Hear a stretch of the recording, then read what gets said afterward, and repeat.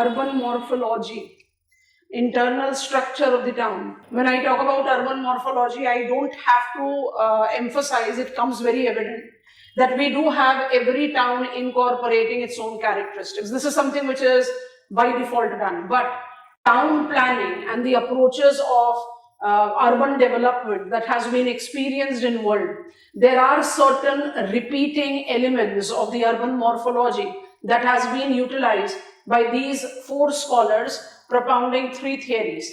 तो हमने क्या किया, हमने अर्बन मॉर्फोलॉजिकल मॉडल्स को अपना लैब सेटिंग सपोर्ट ले लिया. I've understood that Burgess has given me concentric zonation model. Concentric zonation model के जो 2 क्रंच पॉइंट है, 6 रिंग्स हैं, 6 रिंग्स के कैरेक्टरिस्टिक्स हमें पता है. CBD है, देन ट्रांजिशनल जोन है, then working in residential, better residential and then commuter zone. Crunch क्या निकाला? CBD is the node of urban center and quality of urban living is increasing with increasing distance. 1923 से 39 पर चले जाओगे तो automatically things will become comparatively more favorable equipped. Homer Hoyt ने discrepancy notice करी of what was propounded as model and what was real. उन्होंने कहा model में जो एलिमेंट्स जस्टिफाइड है वो सही है, they are not to be discarded.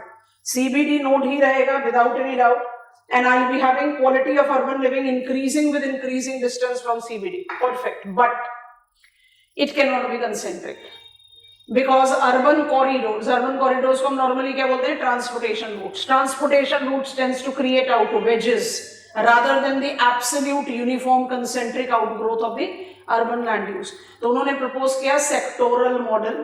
Sectoral model incorporate 1 as CBD, 2 as transport and industry, 3 as low income, 4 as mid income, 5 as high income residential.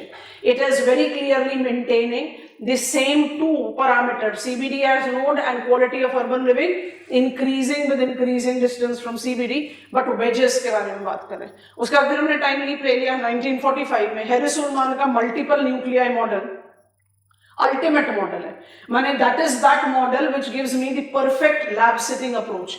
तो इस तरह से पढ़ने के पीछे रीजन क्या था कि हमें ये समझ में आ जाए कि प्रीसीडिंग वर्क को प्रोसीडर में इंप्रूव किया, कंट्राडिक्ट नहीं किया, इंप्रूव कर दिया, प्रैक्टिकलिटी ऐड कर दी. तो हैरिस-उलमान का जो मल्टीपल न्यूक्लियाई मॉडल है उसकी प्रैक्टिकलिटी के 3 पॉइंटर्स आपको बताए थे, जल्दी जल्दी से बताओ. Why it is considered to be the practical most model? Number 1, does not emphasise on shape. Shape कुछ भी हो जाए, कंसेंट्रिक हो, वेज हो, रोम्बस हो, पॉलीगन हो, कुछ भी हो. Suburbanization included. And number 3, multiple nuclei. Model का नाम है multiple nuclei. Land use 1 to 5 बिल्कुल होमर हॉइट वाला है. 1 is CBD, 2 is light manufacturing, wholesale, 3, 4, 5 low, mid and high income. उसके बाद जो उन्होंने लोकेशन बताया, लोकेशन को पकड़ो, नंबर नहीं बता रहे. 3 के पेरिफेरी में वो सेकेंडरी मैन्युफैक्चरिंग होगा. 4, 5 के ट्रांजिशन में वो सेकेंडरी बिजनेस डिस्ट्रिक्ट होगा. और आउट ग्रोथ जो C3 के साथ है वो इंडस्ट्रियल सबअर्ब होगा, और जो आउट ग्रोथ 5 के साथ है वो रेजिडेंशियल होगा. आप नंबर 5, 6, 7, 8 कुछ भी डालिए. Multiple nuclei model is having practicality but maintains CBD as node and quality of urban living increasing with increasing distance from CBD. ये हमने पकड़ा मॉडल का जिस्ट. क्या ये मॉडल्स वैलिड हैं? अभी हम बिल्कुल एक एलिमेंट्री लेवल पर हैं. उसको पढ़ने के लिए हमने क्या किया, रियल वर्ल्ड मॉर्फोलॉजी को पिकअप करने लगे. एंड रियल वर्ल्ड मॉर्फोलॉजी को हमने इस तरह का कैटेगराइजेशन दे दिया कि वी वांट टू लर्न कि रियल वर्ल्ड के जो लैंड यूज पैटर्न है अर्बन एरियाज में वो कैसे हैं. और उनको पढ़ते समय कोई जरूरी नहीं कि मुझे क्वेश्चन मिले in light of theories explain morphological model. मुझे सीधा ही क्वेश्चन मिल जाए what are the elementary characteristics of morphology of worlds in towns, तो फिर मुझे मॉर्फोलॉजिकल मॉडल का मेंशन करने की जरूरत ही नहीं है, सीधा इस बेस पर आएंगे और कैटेगरीज अप्लाई करेंगे. So in order to learn what is real world morphology we have first divided it into 2, developed and developing. Developed का एक जिस्ट आपको दिया कि developed countries have experienced planned urbanization. Urban morphology का repeated nature और जैसा plan किया वैसा ही रहे, it is more applicable to developed world. इसलिए डेवलप्ड वर्ल्ड को ज्यादा फोकस करना चाहिए, हमने वहां से शुरू कर दिया. डेवलप्ड वर्ल्ड को फिर हमने 2 पार्ट में डिवाइड कर दिया. The genesis of urbanisation can be traced from the medieval times. It's dark ages का इन्फ्लुएंस, रेनेसांस का influence. I have got quite long history of the urban growth in European towns compared to New World. इसलिए हमने Europe और new world को divide कर दिया developed category में। Europe में फिर मुझे डिवीजन चाहिए वेस्टर्न एंड ईस्टर्न यूरोपियन की। Western European is towns are, you are aware of the towns, हम पर्पसफुली नाम नहीं लिखवा रहे, नहीं तो हम बोल देंगे आप एक दो नाम लिख लें, लिखना चाहिए जब आप आंसर लिखेंगे तो। Western European towns as London, as Bremen, as Hamburg, as Bordeaux, as Paris, कोई भी एग्जाम्पल ले लीजिए, they incorporate number 1 rectangular layout, number 2 absence of skyscrapers, number 3 strong dependency on public means of transport which makes it immensely developed। क्योंकि ये तीनों characteristics eastern European towns में भी थी, इसलिए हमने साथ में पहले लिख लिया। अब ये सब टाइम सेविंग ट्रिक्स होती हैं, ये आपको जस्टिफाई करनी चाहिए। हर जगह नहीं मिलता कि कुछ रेपिटेटिव वो साथ में लिख दो, पर जहां पॉसिबल है वहां लिख सकते हैं। तो almost all European towns have got these 3 characteristics, but western European town जो है वो डिफरेंट है अपने मॉर्फोलॉजी से देन ईस्टर्न यूरोपियन, इसलिए हमने वेस्टर्न यूरोपियन के फीचर्स कंस्ट्रक्ट किए। फीचर्स कंस्ट्रक्ट करने में इन 3 पॉइंट्स के बाद हमने जस्टिफाई किया कि चाहे आप लंदन को पकड़ो, चाहे आप पेरिस को पकड़ो, चाहे आप रोम को पकड़ो, what exactly you will be noticing as their characteristics. Typical CBD नहीं है, हिस्टोरिकल नोड है, क्योंकि हिस्टोरिकल नोड है जहां पर हिस्टोरिकल इम्प्रिंट्स मॉन्यूमेंट्स को प्रिजर्व करते हो, वो कन्वेंशनल हॉचपॉच वाला नोड पर कैरेक्टरिस्टिक्स नहीं है, इसलिए it has got the unique morphology जिसको बोलते हैं spontaneous gentrification. Maximum of urban land use is apartment dwellings, जिसके 4 से 5 स्टोरी होते हैं, उससे ज्यादा नहीं होता है, where in the ground floor is essentially devoted to commercial activity, बाकी सारे फ्लोर्स पर रेजिडेंशियल एक्टिविटी है। इंडस्ट्रियल लैंड यूज बिल्कुल सेग्रीगेटेड है, और इंडस्ट्रियल लैंड यूज के साथ वर्किंग मेन रेजिडेंशियल भी है उसी के पेरिफेरी में। अपार्टमेंट ड्वेलिंग्स डोमिनेंट है, ओपन विलास ओनली टुवर्ड्स पेरिफेरी दिखाई देता है, बहुत रिस्ट्रिक्टेड परव्यू में। ये मुझे अपने आप क्या बता रहा है कि अगर मुझे मॉर्फोलॉजिकल मॉडल की जजमेंट लेनी है, क्या मॉर्फोलॉजिकल मॉडल्स वैलिड हैं लंदन में, पेरिस में, हैम्बर्ग में, बर्लिन में हैं, but one point पर valid है। I don't have that typical CBD in Western European towns, but quality of urban living surely shows improvement, क्योंकि जो मुझे peripheral bungalows दिखाई दे रहे हैं और जो आपने डायग्राम कॉपी किया, आपकी अपार्टमेंट ड्वेलिंग्स भी बेटर केप्ट अपार्टमेंट ड्वेलिंग्स होती जा रही हैं पेरिफेरी में जाते हुए, तो you are having better quality of living as you proceed away from the node of the town. तो एक पॉइंट की मुझे वैलिडिटी दिख रही है, एक पॉइंट मुझे इनवैलिड दिख रहा है। Now I am quickly taking you to Eastern European town. Eastern European town को इसका लेगेसी होल्डर है फॉर्मर यूएसएसआर का। 1917 अक्टूबर रेवोल्यूशन पढ़ेंगे जियोपॉलिटिक्स में, हार्टलैंड पढ़ना है बहुत डिटेल्स में। 1917 अक्टूबर रेवोल्यूशन, अक्टूबर इसलिए एम्फोसाइज करते हैं कि भाई हम एंड ऑफ 1917 में। October Revolution led to Tsar ruled Russia, Tsar king of Russia, Tsar ruled Russia, paving way to former USSR, और USSR marked up leaps and bounds of growth to become the geopolitical node. It created what we now understand as socialist node in the dual nodal geopolitical order, जो 1991 के बाद कभी दोबारा बन नहीं पाया। उसी के लेगेसी में, सोशलिज्म की लेगेसी में, I find significant difference when I compare London with Saint Petersburg, when I compare Paris with Moscow, when I compare Rome with any town I want to go outside Russia, I select Riga. It incorporate certain defined distinction, but 3 point तो similar है, जल्दी से बता दो वो क्या है। Eastern European towns पे जा रहे हैं, 3 पॉइंट तो मुझे सिमिलर दिखाई दे रहे हैं। Rectangular layout is common. Number 2, absence of skyscraper, 100+ story buildings मुझे नहीं दिखाई देती हैं यहाँ पर। और number 3, well developed and well utilized public means of transport। सुनने में बड़ा अजीब सा लगता है, but even in United States of America there are many states जहाँ public means of transportation के नाम पर कुछ नहीं है, and that is the reason United States of America have long been the principal consumer of fossil fuel। घर में 4 लोग हैं तो 4 गाड़ियां चाहिए, क्योंकि चारों को 4 दिशा में जाना है। It cannot be, I don't have public means of transport and the distance that you have to travel is immensely high, तो उस कंटेक्स्ट में ये कंपैरिजन बहुत इंपॉर्टेंट होता है। पर अब डिफरेंस क्या है उसको जज करते हैं। So proceeding further where we pause down yesterday, eastern European town लिखें और जल्दी जल्दी से कैरेक्टरिस्टिक्स को जस्टिफाई करो। 3 कैरेक्टरिस्टिक्स आपने ऑलरेडी ले लिए हैं, तो that will be eastern European urban morphology.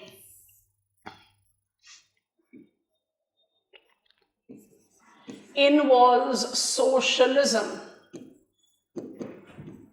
imprint that reflects itself in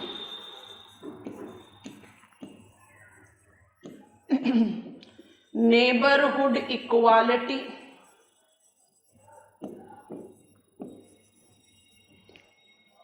अलग अलग ही लिख देते हैं, neighborhood equality, self sufficiency,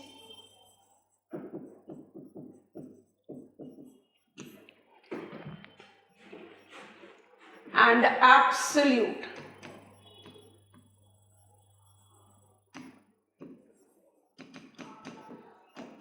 division of rural urban land use.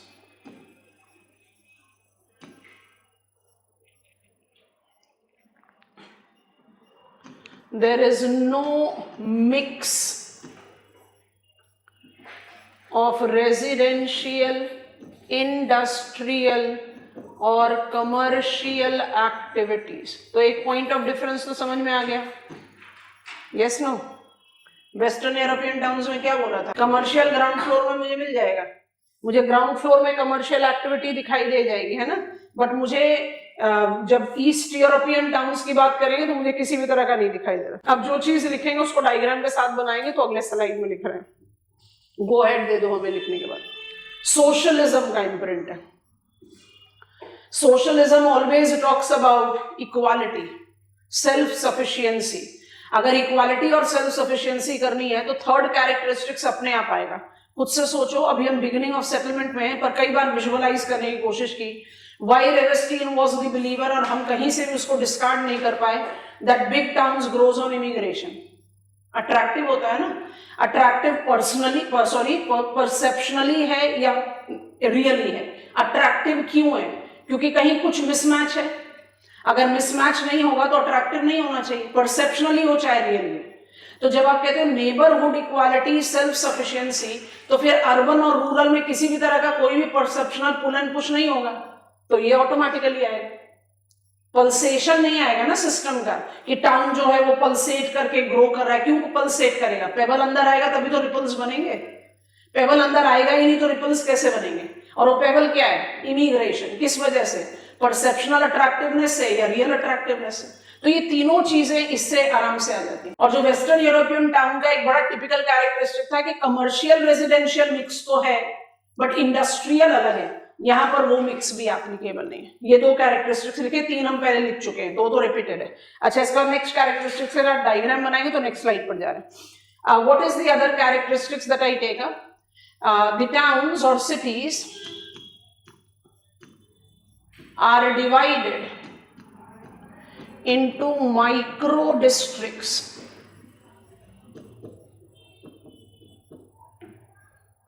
and it incorporates central square. Tiananmen square सुना है ना? central square that incorporate all administrative buildings along with commercial establishments. दिखता कैसा है ईस्टर्न यूरोपियन टाउन? कुछ ऐसा दिखता। अब ये जो माइक्रो डिस्ट्रिक्ट का कंसेप्ट है वो क्या है, वो भी थोड़ी देर में पहले आप हमारे साथ साथ डायग्राम बना लो। The typical dwellers of developing countries, हमारे लिए बड़ा मुश्किल है इन चीजों को इमेजिन करना कि चीजें इतनी प्लान्ड और इतनी ऑर्गेनाइज्ड होंगी, but in reality it is that way. तो ये हुआ मेरा सेंट्रल स्क्वायर। अब मुझे सेंट्रल स्क्वायर में लेनिन की स्टैच्यू नहीं मिलती है। 1991 में यूएसएसआर डिसइंटीग्रेट हो गया, बिल्कुल अग्री कर रहे हैं, लेकिन जो इम्प्रिंट ऑफ अर्बन मॉर्फोलॉजी है वो नहीं बदला, वो अभी भी मेजरली वैसा ही है। ठीक है, अब जो ये माइक्रो डिस्ट्रिक्ट है उसके लिए उसकी सैंपलिंग कर देते हैं ताकि हमारा पॉइंट क्लियर हो जाए। तो I can write it either ways, I am selecting it to be this way. This is my residential micro district 1, ये मेरा रेजिडेंशियल माइक्रो डिस्ट्रिक्ट 2 हो गया, आप इसको किसी भी इक्वेशन में लिख सकते हो. We are just trying to take it in a easier manner. Industrial, I am writing MD now, you know that it stands for micro district, and again industrial micro district. Diagram बना लो, फिर जल्दी से 1 minute में इसको समझने की कोशिश करते हैं, काम तैयार हो जाएगा. मैं रेक्टेंगुलर लेआउट कॉमन है, समझ लिया था. स्काई स्क्रेपर्स बिल्कुल मिसिंग है. रादर अगर आप ईस्ट यूरोपियन टाउन्स की सिटीज को देखोगे तो उनकी बिल्डिंग्स एकदम आइडेंटिकल है. सिर्फ आइडेंटिकल स्टोरीज नहीं, एकदम आइडेंटिकल है. मतलब उनका जो ओवरऑल अपीयरेंस है वो बिल्कुल सेम है. Kremlin square of Russia. आप क्रिसमस अप्रोच कर रहे हैं, क्रिसमस में सबसे ज्यादा विजिटेड प्लेस है because of its beautiful architecture. Central square का बहुत अच्छा एग्जाम्पल. तियानमेन स्क्वायर जो हमने बोला वो चाइना का एग्जाम्पल है. has been the nodal area of the political, say agitation or political any sort of retaliation that we have seen in Chinese history. यहाँ पर अच्छा एग्जाम्पल होगा Kremlin square of Russia, Moscow. Done. अभी micro district का क्या मतलब है simply समझ जाओ. Of course now 1991 काफी लंबा समय जा चुका है. There are the things which are getting manipulated, but micro district अभी भी urban morphology से गायब नहीं हुई है. Examples of such town can be 3 primate cities, primacy नहीं पढ़ा अभी. 3 मेगा सिटीज पढ़ लिया है ना तुमने रशिया के. उन तीनों को पकड़ लो. सेंट पीटर्सबर्ग ऐसा ही रहेगा, मॉस्को ऐसा ही रहेगा, वोल्गोग्राद ऐसा ही रहेगा. So you can easily apply that. अब समझो सेंट्रल स्क्वायर क्या है. Central square is all administrative buildings confined है and all major commercial activities confined है. Micro district का क्या मतलब है? Micro district self sufficiency से derive है कि अगर हम residential micro district हैं तो वहां पर सिर्फ living space नहीं है कि यहाँ पर आप रह रहे हो apartment dwellings. उस micro district की इतनी self sufficiency है कि जो neighborhood में immediate requirement है, of course not specialized education कि मुझे इंजीनियरिंग भी वही पढ़ने को मिल जाएगी और मेडिकल भी वही पढ़ने को मिल जाएगा, वो नहीं. जो नेबरहुड में रिक्वायर्ड है. So my living space is there, my recreation space is there, my day to day article shopping space is there, primary health, primary school is there. माने मुझे रोड क्रॉस करके इस जगह भी नहीं आना है. I hope you are understanding. So micro district का जो लॉजिक है वो क्या है? सेल्फ सफिशिएंसी डिवाइन, एकदम यूनिफॉर्मिटी के साथ उसको डेवलप करना. अब ये ऑटोमेटिकली वेस्टर्न यूरोपियन टाउन से बहुत अलग है. अब मुझे जल्दी से बता दो, जो स्टार मार्क करके लिखना पड़ेगा. Are you finding any validity of morphological model? अगर मुझे लिखना पड़े जज क्रिटिकली एग्जामिन मॉर्फोलॉजिकल मॉडल, तो मुझे रियल वर्ल्ड से तो एग्जाम्पल लेना पड़ेगा. Do I find any validity of morphological models in these towns? I have CBD present here as central square, और सेकेंड एलिमेंट वैलिड नहीं है. There is no difference in quality of living. Come on, neighborhood equality, self sufficiency पर based है. Examples of town लिखना चाहते हो तो Moscow, Saint Petersburg लिखो और स्टार मार्क करके लिखो CBD is present as a central square. CBD is present as a central square. ठीक आ गए. अब हमें कुछ सैंपल टाउन्स पकड़ना है, इसलिए हमने फ्लो चार्ट कल का सेव करके रखा था ताकि हम आपको आराम से, क्योंकि बहुत मिक्स एंड मैच है तो क्लैरिटी रहे. अब हमने यूरोपियन कर लिया, मुझे डेवलप्ड वर्ल्ड में जाना है. डेवलप्ड न्यू वर्ल्ड में कंट्रीज के नाम बताओ जल्दी जल्दी से. USA, Canada, Australia, New Zealand. जल्दी से पहुंचो map of north America. 2 towns पकड़ते हैं. ये आप 1-1 भी ले सकते हैं, 2-2 भी ले सकते हैं. हम बोलने के लिए 2-2 बोल देते हैं, लेकिन लिखने के लिए हम फिर 1-1 लिखेंगे ताकि आपके दिमाग में क्लैरिटी रहे. अच्छा, I am in east coast, तो मुझसे I am in east coast. Canada से हमने पकड़ लिया मॉन्ट्रियल को, और USA से हमने पकड़ लिया न्यूयॉर्क को. ठीक है, ईस्ट कोस्ट के 2 टाउन पकड़ लिए. अब वेस्ट कोस्ट पर जंप कर जाओ. कनाडा में हमने पकड़ लिया वैंकूवर, और USA में हमने पकड़ लिया सैन फ्रांसिस्को.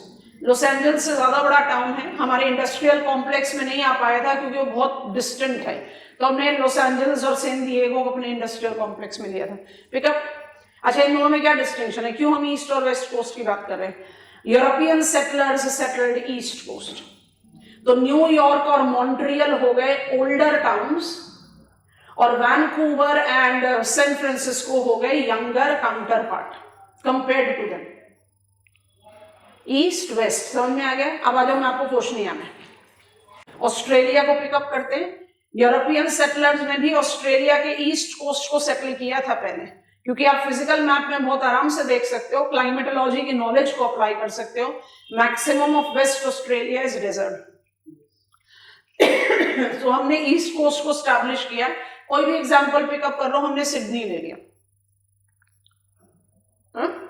सिडनी हो गया मेरा ईस्ट कोस्ट का टाउन इन ऑस्ट्रेलिया, और वेस्ट कोस्ट के टाउन में कोई चॉइस नहीं है, बाय डिफॉल्ट पर्थ लेना पड़ेगा। जब गोल्ड रश हुआ, यूरोपियन सेटलर्स ने वेस्ट में जाना शुरू किया, उसके बाद स्टैब्लिशमेंट हुआ पर्थ का। पर्थ आज भी कहा जाता है most isolated megalopolis of the world. Normally mega towns जो है अपने आसपास में बड़ी क्लस्टरिंग डेवलप करता है, यहाँ हैबिटेबिलिटी बहुत कम है। तो पर्थ हुआ मेरा वेस्ट कोस्ट का एग्जाम्पल, ठीक है। तो ईस्ट में और वेस्ट में यहां भी देख ले, और लॉजिक क्या है, ईस्ट में यंग है, वेस्ट में, ईस्ट में ओल्डर है सॉरी, एंड वेस्ट में यंगर है। अब न्यूजीलैंड के मैप पर कंसंट्रेट करो। यूरोपियन सेटलर्स ने इंटरेस्टिंगली यहां भी पहले ईस्ट को ही सेटल किया था। नदर्न आइलैंड में विलिंगटन है और सदर्न आइलैंड में क्राइस्ट चर्च है। क्योंकि हम क्राइस्ट चर्च को सेलेक्ट कर रहे हैं, तो कैपिटल सिटी विलिंगटन को लेने के बजाय नदर्न आइलैंड की कमर्शियल कैपिटल को ले लेते हैं, ऑकलैंड। आगे बात समझ में मिल गया ना। तो क्राइस्ट चर्च एंड ऑकलैंड, ठीक। अब हम नाम बोलेंगे तो जरा नाम को रिकॉल करना, ध्यान से सुनो, फिर हम पॉइंट्स लिख रहे हैं, आप कॉपी डाउन कर लेना। हम जा रहे हैं न्यू वर्ल्ड पर। न्यू वर्ल्ड में मेरे पास 4 कंट्री है, तो सैंपलिंग क्यों करना, चारों को ही ले लिया। पर लिखते समय हम उसमें 2 को हाइडिंग में डालेंगे, ताकि हमारा कंटेंट जो है वो लॉजिकली इवॉल्व हो, वो भी समझा रहे हैं। सबसे पहले क्या समझ रहे हैं, डेवलप्ड न्यू वर्ल्ड की मॉर्फोलॉजी को समझने के लिए सबसे इंपॉर्टेंट चीज है सेग्रीगेट करना older towns and younger towns. Interesting point यह है कि इन चारों कंट्रीज में eastern towns are older, established by European settlers. New York, Montreal, come on, Sydney and Christchurch. और जो वेस्ट है वो कंपैरेटिवली यंगर है, तो Vancouver, San Francisco, come on, Perth and Auckland. अब क्या कह रहे हैं हम, अच्छा तीनों स्कॉलर, चारों स्कॉलर, छोड़ो चारों स्कॉलर, तीनों थियरीज के प्रोपाउंडर कौन से नेशनैलिटी के थे, यूएस। उनका एम्पेरिकल स्टडी किसका था, यूएस टाउन्स का। तो मुझे नहीं लगता कि कहीं से हमारे लिए मुश्किल है बोलना कि मॉर्फोलॉजिकल मॉडल की 100% वैलिडिटी मुझे मिलेगी US, Canadian, Australian and New Zealandic towns में। सीबीडी भी मिलेगा, डाउनटाउन भी मिलेगा, quality of urban living increasing भी मिलेगा, वो तो बाई डिफॉल्ट सा चॉइस हो गया।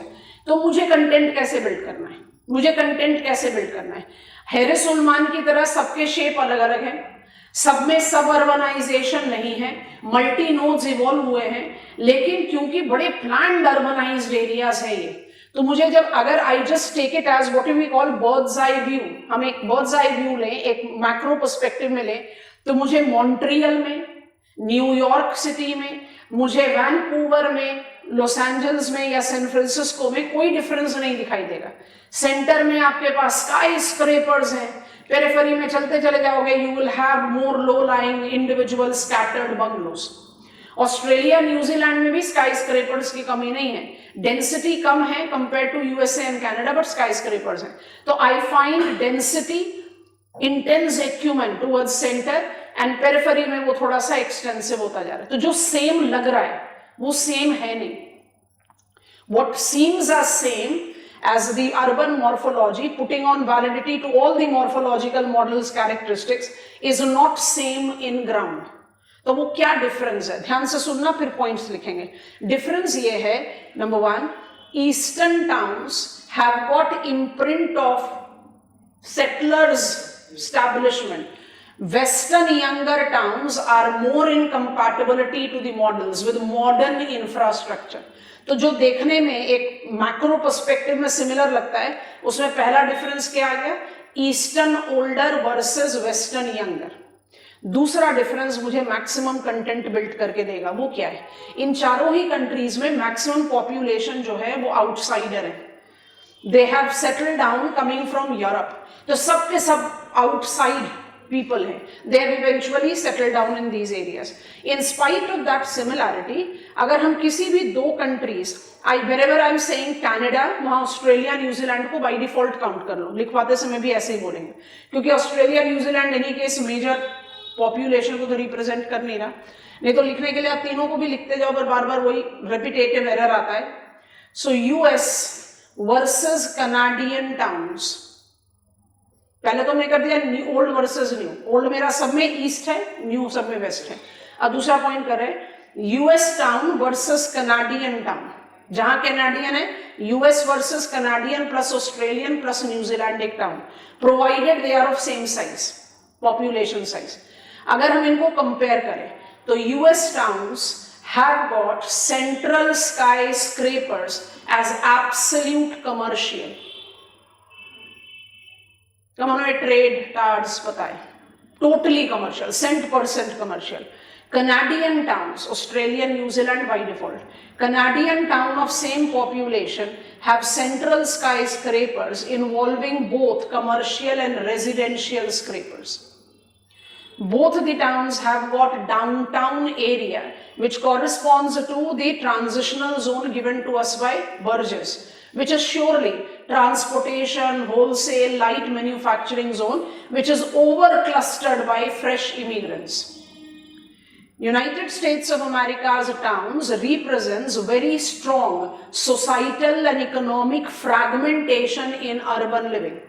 माने यहाँ पर ethnic identities, economic parameter have got a very strong segregative norm. इसलिए बहुत ध्यान से सुनना, it incorporates elaborate suburbanization. समझ में आ रहा है क्या मतलब है इसका? कि you are taking up less social coherence in US town compared to Canadian town. Population size same के बारे में बात कर रहे हैं. That is the reason we have selected these 4 towns each, जो लगभग एक ही population range में justify कर जाएंगे.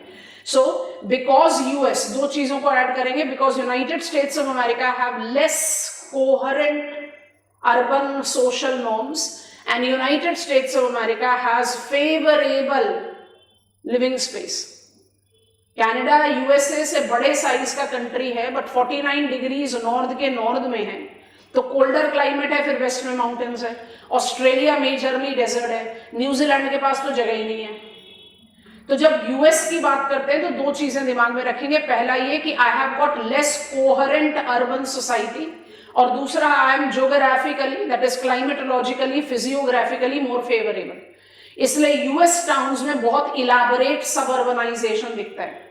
तो आप सिटी के एक पेरिफेरी एरिया से डेली कम्यूट करोगे सिटी सेंटर में काम करने के लिए, और मैं दूसरे कोने से आ रही हूं, तो we don't have that development of public means of transport. Individual movement and individual mode of transportation is the major rule of US towns.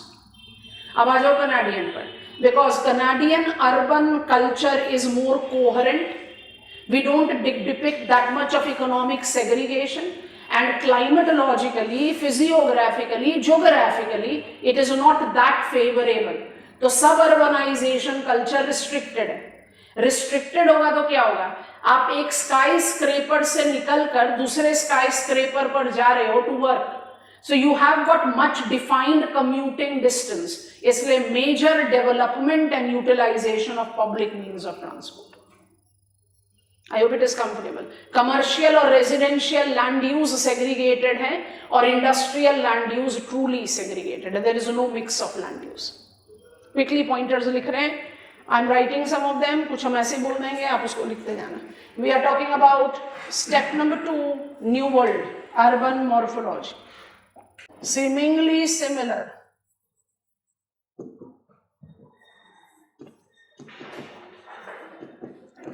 At bird's eye view,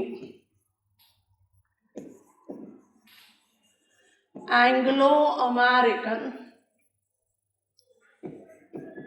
and major oceanian towns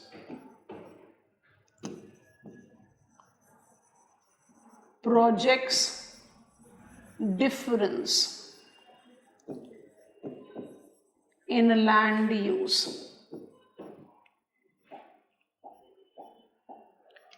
Difference 1 is between eastern old towns versus western new towns. आपको definition समझा दिया है, नहीं लिख रहे। New और old क्या है? रिलेटिविटी का फैक्टर है। न्यू वो हैं जो बाद में डेवलप हुए, ओल्ड वो हैं जो यूरोपियन सेटलर्स ने सेटल करे। तो ओल्ड टाउन्स में यूरोपियन इम्प्रिंट दिखाई दे रहा है क्योंकि यूरोपियन सेटलर्स का इम्प्रिंट है, और न्यू जो है वो मॉडर्न कैरेक्टरिस्टिक्स डिफाइन कर रहे हैं। एग्जाम्पल बता दोगे? एक बार रिवीजन हो जाएगी। कंट्रीज 4 हैं, इसलिए हमने चारों को ही ले लिया। आप आंसर लिखते समय 1-2 को बीच में स्किप कर देना, कोई प्रॉब्लम नहीं है, पर अभी के लिए चारों ही ले लेते हैं। ईस्टर्न ओल्ड लिया तो मॉन्ट्रियल ले लो। अब बस अपने आप को रिवीजन दे देना क्योंकि you are already aware of quite large number of towns. और अब जैसे नेक्स्ट लेग में प्राइमेट सिटी पर ले जाएंगे, बाकी सारे टाउन्स भी आपके रेडार पर आ जाएंगे। न्यूयॉर्क सिटी लिया हमने, उसके बाद हमने ले लिया था सिडनी, आप ले लो कैनबरा, कोई भी ले लो, कोई प्रॉब्लम नहीं है। और उसके बाद हमने लिया था क्राइस्ट चर्च। और यहां हमने ले लिया है, क्योंकि हमने पहले कनाडा लिखा तो वैंकूवर लिख देते हैं। यहां पर ले लो सैन फ्रांसिस्को,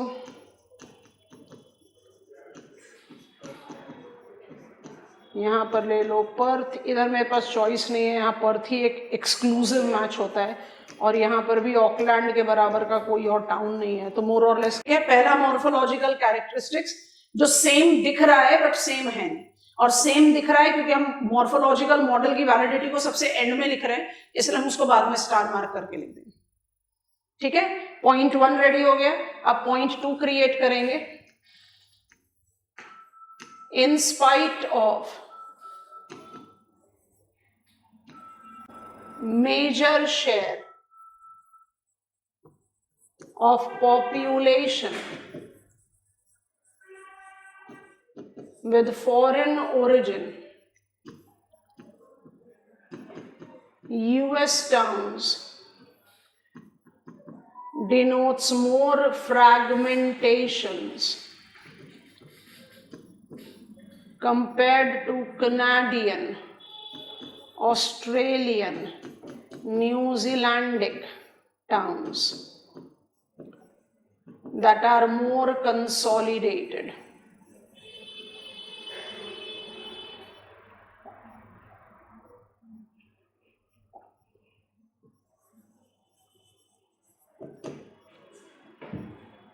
और ये fragmented और consolidation has to also relate to the fact that US has favorable geographic conditions. अब geographic conditions में requirement है तो add on कर दो, relief, climate, soil, समझ में आ रहा है? It's more favorable and these are comparatively less favorable. Unfavorable लिखना गलत हो जाएगा। तो ये एक और ट्रिगरिंग फैक्टर है। ठीक है, अब उसी के कंटेक्स्ट में US town have central sky scrapers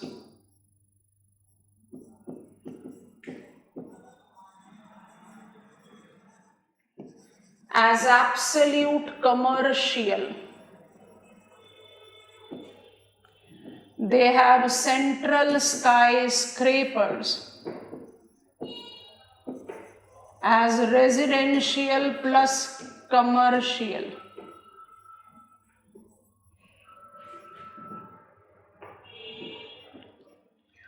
When I take a reference of US towns, I am having elaborate suburbanization. Canadian, Australian and New Zealandic town have restricted suburbanization. It is least developed. बड़ा सुन के अजीब लगता है, but that is the fact. Public transport means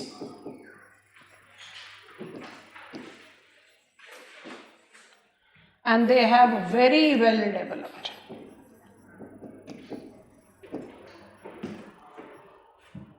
model बनाने की जरूरत ही नहीं है, आप बर्जेस का मॉडल का डायग्राम बना दो या होमर हॉइट का बना दो, वो वैलिड हो जाएगा। यहाँ पर स्टार मार्क करके 2 पॉइंट इसके बाद लिखेंगे, जैसे ये लिख लिया हमें गो अहेड दे दीजिए।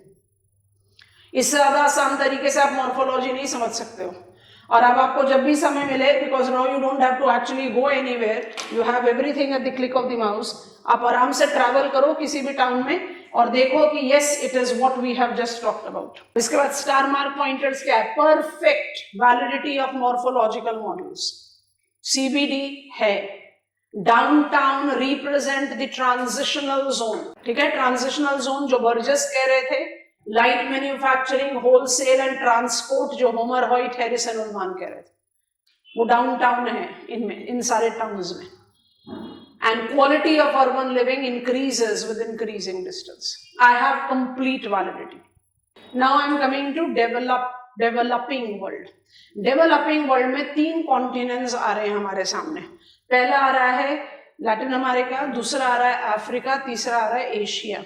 When I try to take developing world, they have marked up the urbanization or urban development in different times of the cultural history. जैसे इंडिया के लिए तो ये कहा जाता है ना कि Indus valley civilization has been the oldest urban civilization. तो डेवलपमेंट का डिफरेंट फेज है, वो कहना बड़ा मुश्किल है। लेकिन in the modern approach of urbanization, maximum of developing continents have experience pressurized urbanization. तो हम सेफली क्या कर सकते हैं, 2 कॉन्टिनेंट्स को बाहर निकाल सकते हैं। अब ये इसलिए निकालेंगे क्योंकि हम वर्ल्ड लेवल पर पढ़ रहे हैं, वहां पर फिर हम कुछ एक्सेप्शंस ऐड कर सकते हैं। तो इसको हम तो टुवर्ड्स एंड लिखेंगे that Afro Asiatic towns, 2 continent आराम से बाहर हो गए, Afro Asiatic towns representing developing world morphology because have experience pressurized exponential urbanization. Urbanization is the process that marks increase in the share of total population living in urban areas. खाली population growth को urbanization बोलते हैं, और population growth urban areas में कैसे होता है? Immigration से। तो खाली population बढ़ने से थोड़ी ना urban morphology regulate हो जाएगी। तो because Afro-Asiatic countries have experienced explosive, पहला key term है, and pressurized urbanization, दूसरा की टर्म है, they have largely experienced unplanned urban growth. Morphologies में ना तो regularity नाम की कोई चीज है, ना planned नाम की कोई चीज है, it's all haphazard, hodgepodge. There are some exceptions to it. Exception वो होंगे जो डेवलप्ड कंट्रीज हैं इन्हीं कॉन्टिनेंट में, तो जापान को, सिंगापुर को, इजराइल को पहली बार निकाल दो। उसके बाद दूसरे एक्सेप्शन शुरू हुए जो ग्लोबलाइजेशन के पॉजिटिव इम्प्रिंट से आने शुरू हुए। तो post 1991 positive outcome of globalization, economic growth, centrality of economic momentum, some of the countries have started developing planned urban growth. ये एग्जाम्पल हो गया टाउन प्लानिंग का, correcting the wrongs that have evolved in the pressurized urbanization. इसमें torch bearer है China.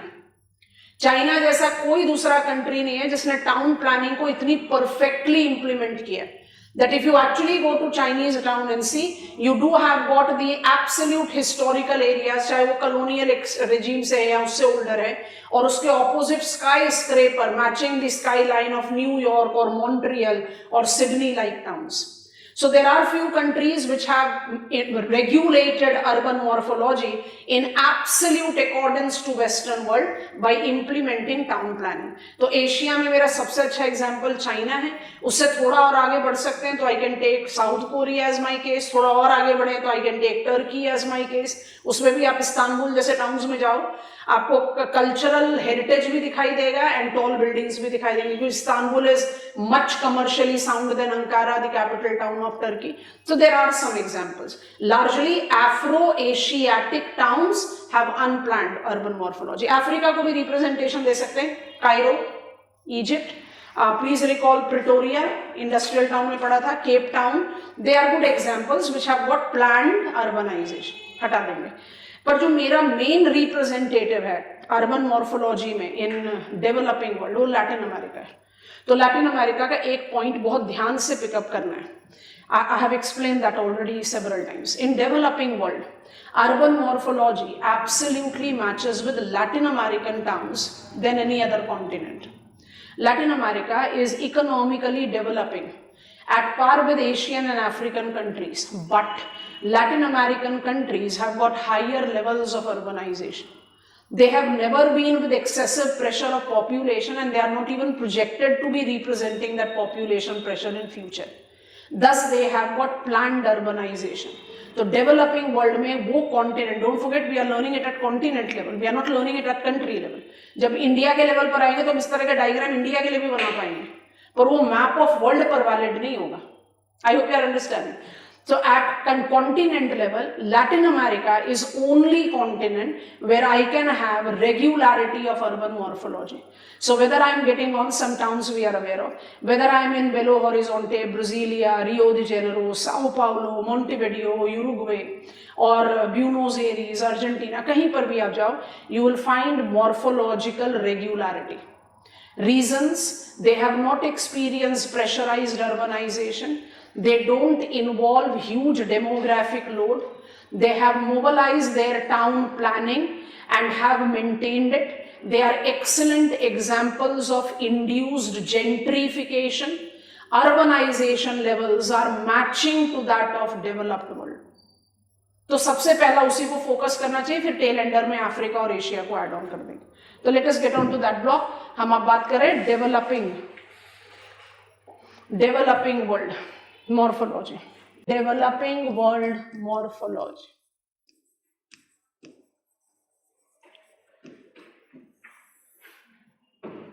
सीधा Latin America पर जा रहे हैं.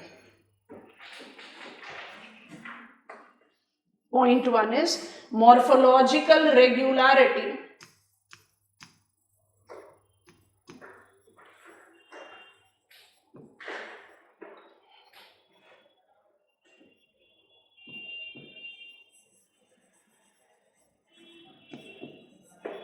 is more the rule of Latin American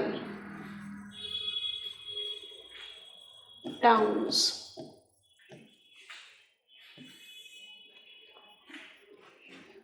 Reason: less demographic load,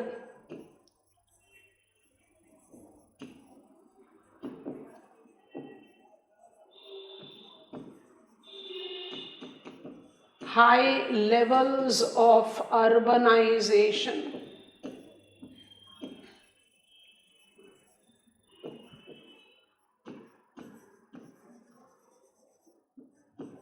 planned and sustained urban development. ये बड़ा important है. हमारे कंट्री में भी बहुत सारे प्लान्ड टाउन्स हैं ना, Chandigarh, Jamshedpur, Itanagar, Kandla, to name some. वो भी अनप्लान्ड हो गए. अब उनको सस्टेन नहीं कर पा रहे हैं. क्यों? इंक्रोचमेंट है. क्यों है? इन्फ्लक्स ऑफ पॉपुलेशन है. तो यहाँ पर आपने प्लान किया और उसको सस्टेन किया हुआ. तो planned and sustained urban development star mark point बना रहे हैं. Excellent representatives of induced gentrification. याद कर लो, जेंट्रिफिकेशन वेस्टर्न यूरोपियन टाउन्स के लिए स्पॉन्टेनियस लिखा था.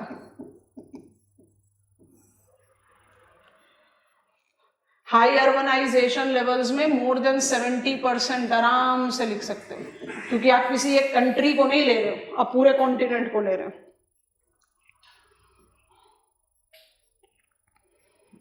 ठीक है. मॉर्फोलॉजिकल कैरेक्टरिस्टिक्स जो मुझे दिखाई देती है लैटिन अमेरिकन टाउन्स में, उसके कुछ important characteristics we are writing.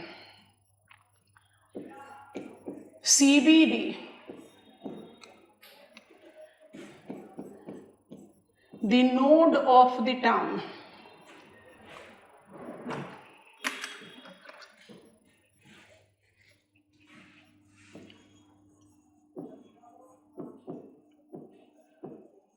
not just incorporate commercial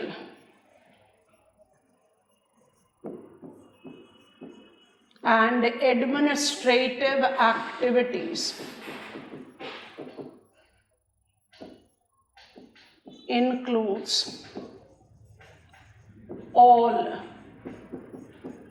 high-end urban amenities.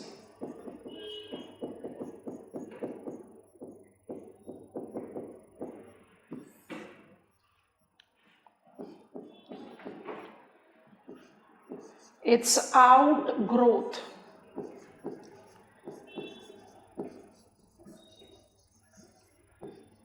is called spine,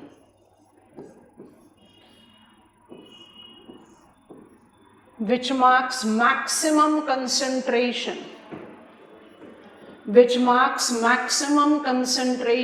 of high-end urban amenities. High-end urban amenities का मतलब क्या होता है? Casinos, malls, shops, different cinema halls and etc. जो एकदम बिल्कुल high-end urban living के साथ related. Outgrowth of CBD is called spine. Spine में ज्यादा कंसंट्रेशन किसका दिखाई देगा? हाई एंड अर्बन एक्टिविटीज का, हाई एंड अर्बन एम्यूनिटीज का. अब हाई एंड अर्बन एम्यूनिटीज और एक्टिविटीज वहां पर कन्फाइन होगी तो ऑटोमेटिकली क्या होगा? बहुत इंपॉर्टेंट पॉइंट है, इसको भी स्टार मार्क के साथ ही. Fringing spine is Zona Rosa.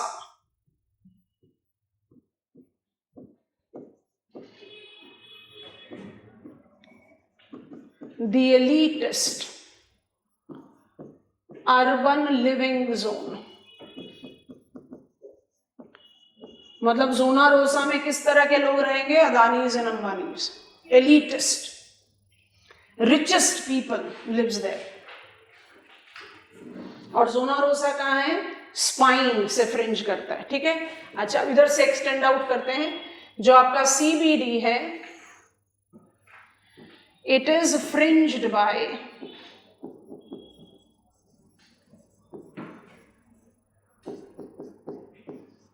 High income residential.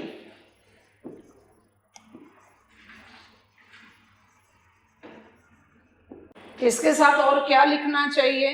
कुछ पॉइंट्स जो बहुत इंपॉर्टेंट है, छोड़ने नहीं है. तो एक तो इसी की कंटिन्यूटी में लिख देते हैं, तो नेक्स्ट पॉइंट क्रिएट कर देते हैं. तो सारा सीबीडी के साथ जस्टिफाई हो गया. नंबर 1 पॉइंट हुआ. नंबर 2 यहां लिख देते हैं फेविलास. ये सब ना लैटिन अमेरिकन टर्म्स हैं, याद रहे और लिख पाओ तो इससे बढ़िया चीज कुछ नहीं है. नहीं लिख पाओ, नहीं याद रहे तो फिर आप इसको इजी टर्म्स में सप्लीमेंट कर सकते हैं. फेविलास क्या हो गए? Slums, squatter settlement. फेविलास क्या होते हैं? स्लम्स. स्लम्स और सेटलमेंट ज्योग्राफी में हम इसको ज्यादातर बोलते हैं squatter settlement. Are at outer margins of town. आपने समझ लिया है कि कुछ उल्टा चल रहा है यहां पर. और एक बड़ा ही कॉमन सा कैरेक्टरिस्टिक्स है, नंबर 3 करके यहां पर लिख देते हैं. Residential land use is completely segregated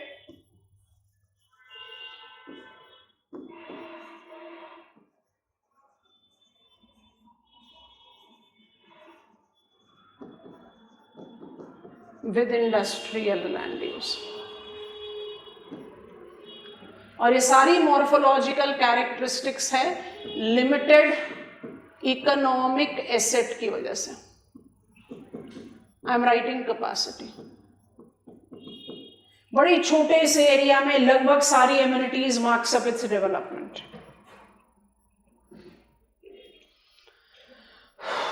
industrial land use जो है वो बिल्कुल अलग जाता है रेजिडेंशियल से.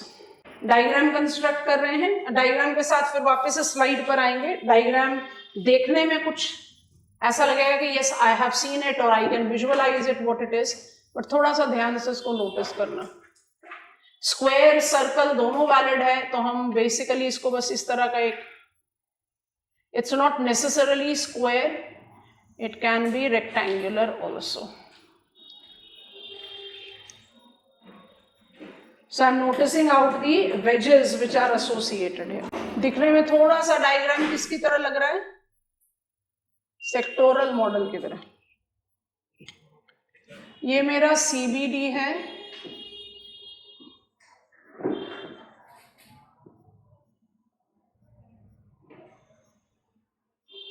इसको हम ऐसे शेड कर दे रहे हैं अभी लेबलिंग करेंगे, क्योंकि ये CBD का ही एक्सटेंशन है, इसलिए CBD को भी ऐसे ही शेड कर दें ताकि पता चल जाए कि अल्टीमेटली ये CBD का ही पार्ट है। अब हम कुछ अलग रिंग्स बना रहे हैं, तो हम उसको डिमार्केट आउट करते हैं, ठीक है। तो ring 1, ring 2 and finally ring 3.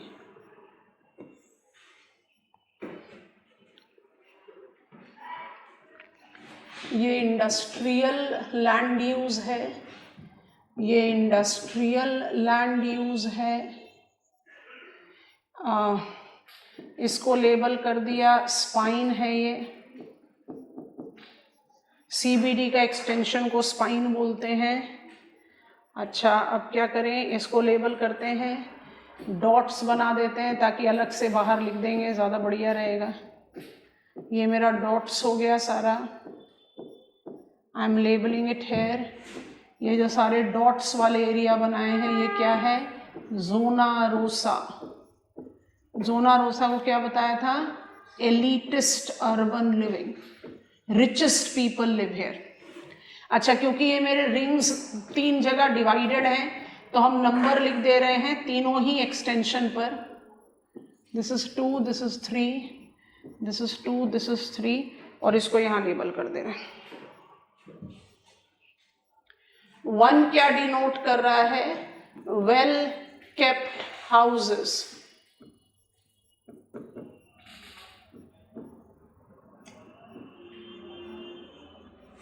2 क्या डिनोट कर रहा है, मॉडरेटली केप्ट हाउसेस।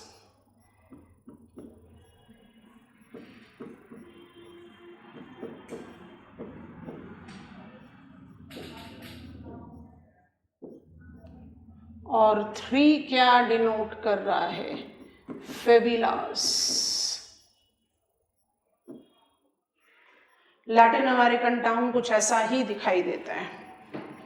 एग्जाम्पल्स आप मुझे बहुत आराम से विजुअलाइज करवा सकते हो। डायग्राम किसकी तरह लग रहा है ज्यादा, सेक्टोरल मॉडल। इंडस्ट्रियल हमने थोड़ा सा सिंप्लीफाइड वर्जन में बनाया, देखने में थोड़ा सा और कॉम्प्लिकेटेड है, बट पर्पस सॉल्व हो जाता है। डायग्रामेटिक रिप्रेजेंटेशन में दोगे तो आप उसको थोड़ा सा जनरलाइज तो कर ही सकते हैं। एग्जाम्पल्स, ब्राजीलिया, मोंटेविडियो, ब्यूनोस एरीज, हो गया sufficient.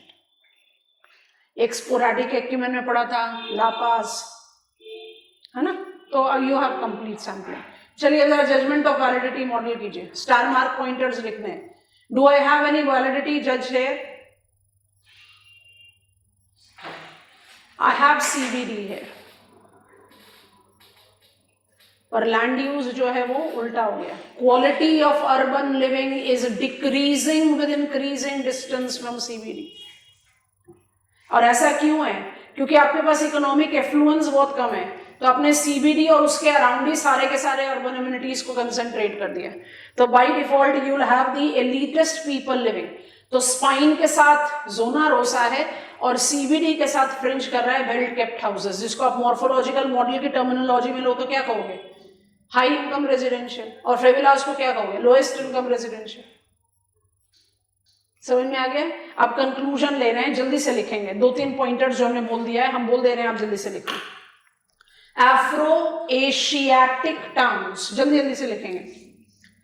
Afro Asiatic towns bracket barring the exception of developed countries, उनको पहले ही बाहर निकाल दो। Barring the exception of developed countries have experienced, सारे टर्म्स इंपॉर्टेंट है, अंडरलाइन करना, unplanned, pressurized and explosive urbanization। ठीक है, next pointer, they do not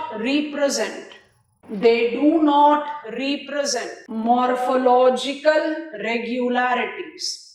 अब लिखो star mark pointer. Countries like China, Egypt, sampling कर रहे हैं, south Africa, however with implementation of town planning have generated morphological regularities put a dash and write down, involving validity of CBD and downtown in most of the cases. Underline कर लो इसको और रुक जाओ, समझ में आ गया? सफिशिएंट। शंघाई को लें, इस्तांबुल को लें, केप कायरो को लें, केप टाउन को लें, कायरो या अलगिजा, ट्विन टाउन्स बोलते हैं इनको, ऑफ इजिप्ट, इन सबको लें तो मुझे सीबीडी दिखाई देता है इनमें, where you have got presence of tall buildings, not necessarily 100+ story, जैसे इजिप्ट में नहीं दिखेगा इतने आसानी से, पर चाइना में दिख रहा है। डेवलप्ड कंट्रीज को अलग निकाल दिया, इसलिए सिंगापुर को काउंट नहीं करेंगे, बट सिंगापुर में भी you have got skyscrapers to glory, which can actually gives the competition to skyscrapers in New York City. So I have got these development. China में जो बहुत अच्छा एग्जाम्पल है, लार्ज कंट्री है, populous country है, if you take that as the case, CBD is very well evolved, downtown is also seen. उसके बाद quality of living का वेरिएशन है, तो वो हम नहीं लिख रहे, बट बिकॉज इंड्यूस्ड प्लानिंग है, I do see CBD to be valid. CBD actually हमारे कंट्री के अर्बन प्लेसेस में भी दिख जाएगा, और उसको हम किस स्केल में, वर्ल्ड स्केल पर हम इंडिया की मॉर्फोलॉजी को इस मैच पर नहीं ले जा सकते, तो जब हम इंडिया में आएंगे तो हम इस तरह का कुछ डायग्राम इंडिया के लिए भी बनाएंगे, पर वर्ल्ड में आप ये लिखोगे Afro Asiatic do not have morphological regularity, some exceptions are there.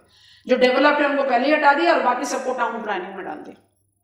This is first step done of urban study, urban morphology, I think we are comfortable. Town, city and mega city तीनों urban है। Urban में morphology माने land use pattern, internal structure of town, it incorporates certain characteristics which can be generalized in light of morphological models. चलिए step number 2 में, functional classification of urban places. Functional classification of urban place क्या करना चाहिए, यहाँ पर हमें क्या पढ़ना चाहिए? Functional classification of urban places में किस तरह की स्टडी लेनी चाहिए? How do I define functional classification of urban place? भाई हमने इंट्रोडक्शन में कहा कि सेटलमेंट को एसोसिएट करते हैं ना एक्टिविटीज से, तो अर्बन फंक्शन क्या होता है? मैन्युफैक्चरिंग हो सकता है, माइनिंग हो सकता है, फैसिलिटेटिव हो सकता है, तो क्या यही करते हैं functional classification of urban place? I am a mining town, you are a transport town, और एक और इंडस्ट्रियल टाउन है। अब काफी सारे एग्जांपल्स हैं हमारे पास। I am mining town, I am mining town, कोई एग्जांपल बताओ, वर्ल्ड मैप से कोई एग्जांपल बताओ। I am a mining town, Pittsburgh. आप मैन्युफैक्चरिंग टाउन हो, डेट्रॉइट, और एक ट्रांसपोर्ट टाउन है। अरे कोई भी पोर्ट सिटी, इतने किस लिए कंफ्यूज हो रहे हो? तो हमारे अर्बन फंक्शन 3 है, 1 2 3, तो फंक्शनल क्लासिफिकेशन 3 में हो गया। नहीं, थोड़ा सा और मैग्नीफाई करें। माइनिंग में कौन सा माइनिंग है? आयरन ओर माइनिंग है कि मैंगनीज माइनिंग है कि कोल माइनिंग है कि क्रूड ऑयल माइनिंग है, वो कैटेगराइजेशन ले सकते हो। मैन्युफैक्चरिंग में कौन सा मैन्युफैक्चरिंग है? आयरन स्टील है कि कॉटन टेक्सटाइल है कि सीमेंट है कि पेपर है कि मरीन इंजीनियरिंग है कि फूड प्रोसेसिंग है, वो हो सकता है। और ट्रांसपोर्ट टाउन में कौन सा ट्रांसपोर्ट टाउन? विनिपेग पोर्ट थोड़ी है, ग्रेन पोर्ट ऑफ कनाडा बोला जाता है, पर पोर्ट थोड़ी ना है, वो तो रेल स्टेशन है। और both Canadian national and Canadian Pacific rail route, transcontinental rail route है। तो आप कौन से मोड ऑफ ट्रांसपोर्ट पर हो? कनाल पर हो, नुरेम्बर्ग, मॉन्टपेलियर, आप नेविगेटेड ड्रैग मरीन कनाल पर हो, एथेंस, कील, या आप actually see lines of communication में हो, तो सारे पोर्ट टाउन्स आपको पता है। तो क्या फंक्शनल क्लासिफिकेशन में ये करना चाहिए? करना बिल्कुल यही चाहिए, पर इस तरीके से नहीं करना चाहिए। फंक्शनल क्लासिफिकेशन को एसोसिएट करते हैं हम टाउन की फंक्शनल या इकोनॉमिक कैपेसिटी से। तो डेफिनेटली मेरा इंट्रोडक्टरी स्टेटमेंट हो सकता है that urban areas denoting higher hierarchical settlement in a given settlement system is always associated with higher functional activities, which are principally categorized into 3: extractive, manufacturing, and facilitative. Ideally, the number of goods and services produced by town regulates the population size. जितने ज्यादा आप goods and services provide करते जाओगे, आपका population size उतना बढ़ता जाएगा। जितने मेगा टाउन्स हैं, कुछ नाम आपको पता है, आप उनको वन इंडस्ट्री के साथ नहीं रिलेट कर सकते। आप बीजिंग को पकड़ो, न्यू दिल्ली को पकड़ो, वॉशिंगटन डीसी को पकड़ो, एडमिनिस्ट्रेटिव कैपिटल्स हैं, कैनबरा को पकड़ो, अच्छा नहीं एग्जांपल है पर फिर भी पकड़ लो, कैनबरा पकड़ लो ऑस्ट्रेलिया का, ठीक है। अब आप इनको, लंदन पकड़ो यूनाइटेड किंगडम का, ये सब एडमिनिस्ट्रेटिव टाउन्स हैं, capital cities of respective country, तो इनका एक फंक्शन तो एडमिनिस्ट्रेटिव हो गया। सबके सब इंडस्ट्रियल है, सबके सब एजुकेशनल है, सबके सब टूरिस्ट डेस्टिनेशन है, सब में कुछ ना कुछ मैन्युफैक्चरिंग है। तो आप कोई एक बेसिक फंक्शन बता पा रहे हैं उनके लिए? नहीं, they are with multiple functions which by default justifies that why they are mega towns of their respective countries. तो जितनी ज्यादा आप फंक्शनल स्पेशलाइजेशन डेवलप करोगे उतना ज्यादा आपका पॉपुलेशन है। तो functional classification of urban places को हम इंकी पिंकी पोंकी करके नहीं कर सकते, we have to create out certain logical demarcation. वहीं पर Aurousseau's classification, Nelson's classification and हेरुसुलमान का क्लासिफिकेशन पिकअप करेंगे। फटाफट से पॉइंटर लिखो, इससे आसान टॉपिक सेटलमेंट ज्योग्राफी में कोई भी नहीं है, लेकिन कंटेंट क्रिएट करना बहुत जरूरी है। So functional classification of urban places, point 1 is very evident but I am still writing. Urban function extractive, manufacturing and facilitative industries.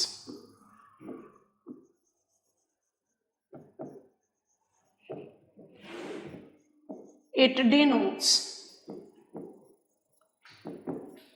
higher hierarchy in settlement system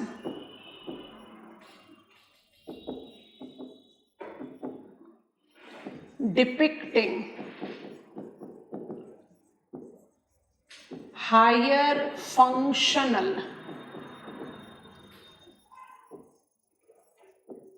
capacity.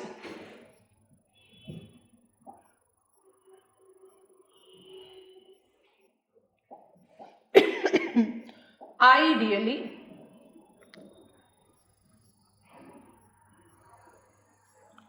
the relation between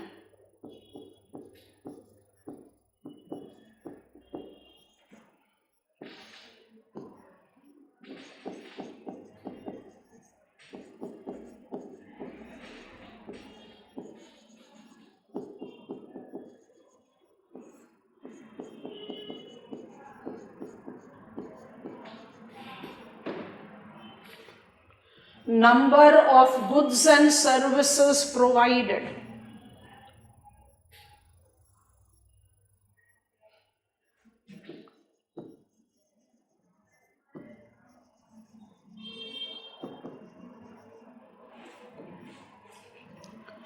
corresponds to the size of the population.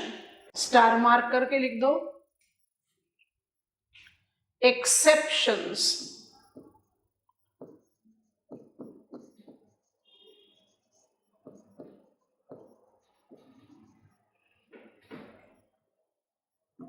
do exist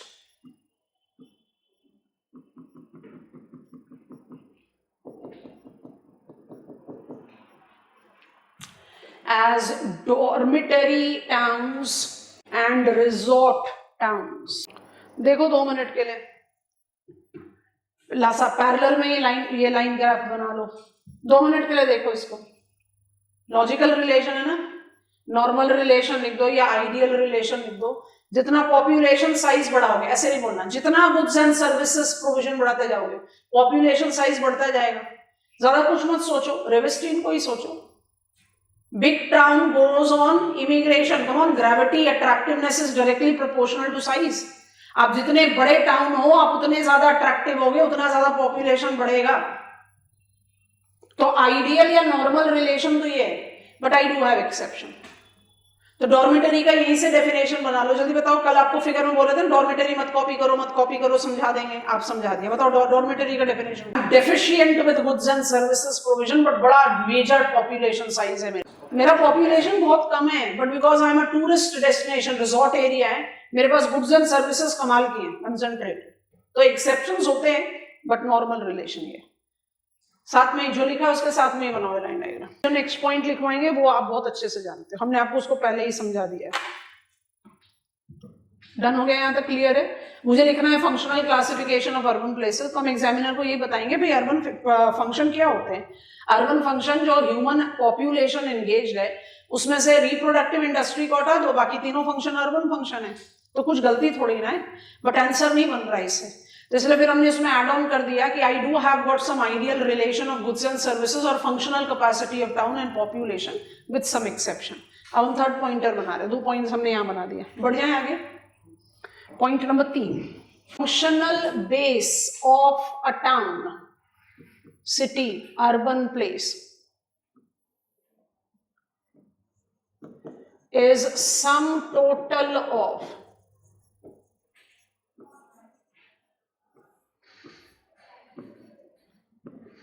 basic and non-basic, याद आ गया,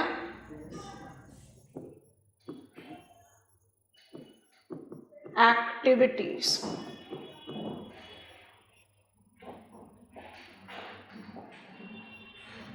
that induces multiplier effect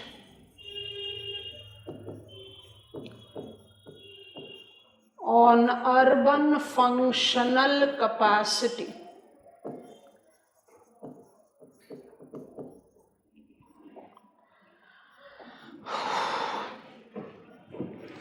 Basic function is for export,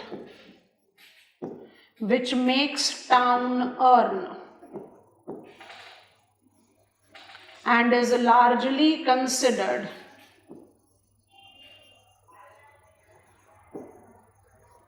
for functional categorization.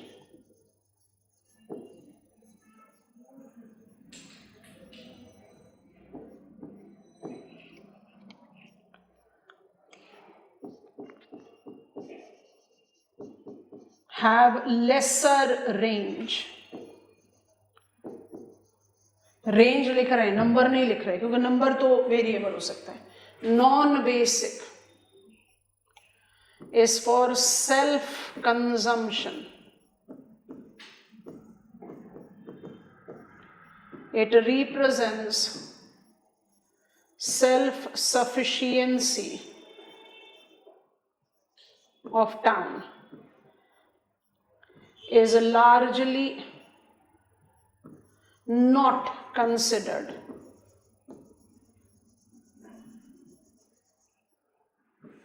for functional categorization. मुझे जरा 2 minute के लिए सब लोग रुक जाओ, मुझे ये बताओ कि हम क्यों नहीं लेते हैं नॉन बेसिक को फंक्शनल कैटेगराइजेशन के कंसिडरेशन में?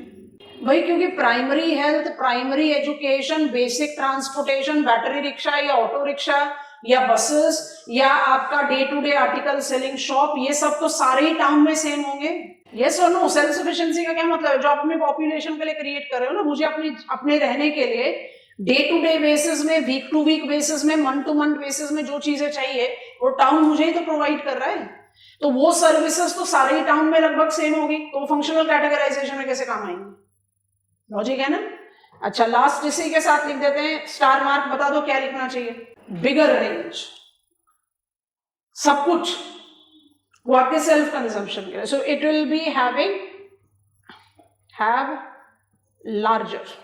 पर मेरे ख्याल पहले ये लिख लो, उसका जल्दी से समझा, ये आपकी नॉलेज में ऑलरेडी था, बट आप जब फंक्शन के लिए लिखोगे तो आपको इसको इस तरह से कैटेगराइज करना पड़ेगा। I don't think we are finding settlement geography difficult, क्योंकि सेटलमेंट एक ऐसी स्टडी है जो आप ज्योग्राफी नहीं भी पढ़े हुए हो तो भी आप जानते हो, अर्बन रूरल, कोई प्रॉब्लम वाली बात है ही नहीं। आप कुछ थियरीज हैं जो definitely I have to learn, but once done it is done forever, it doesn't create much. ठीक है, जरा मुझे कंपैरिजन में बता दो, मुझे स्टेटमेंट का मीनिंग समझा देना, फिर हम आगे बढ़ जाएंगे। Induces multiplier effect of urban functional capacity, इसका क्या मतलब है? क्योंकि जब हम फंक्शनल बेस ऑफ टाउन कहते हैं तो मुझे बेसिक नॉन बेसिक दोनों को लेना पड़ेगा।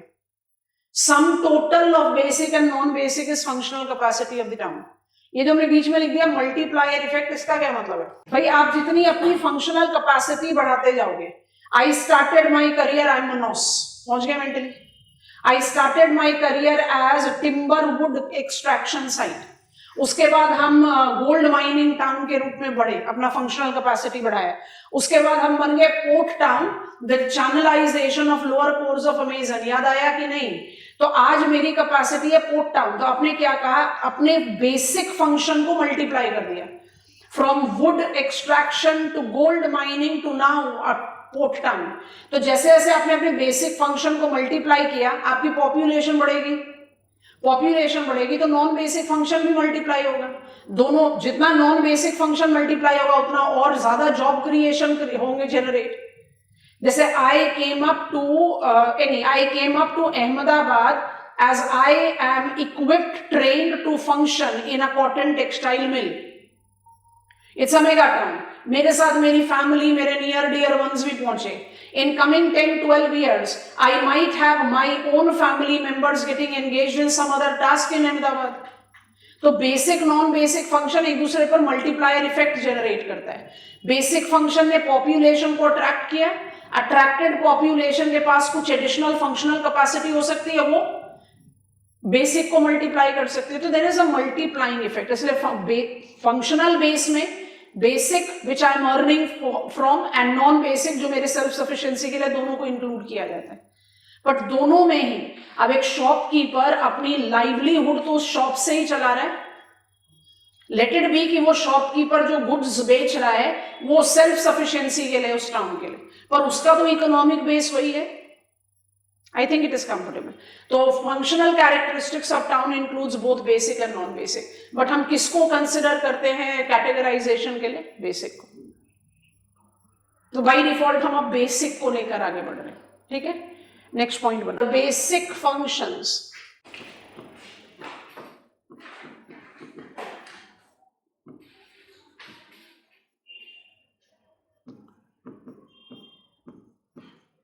Orozio, Nelson,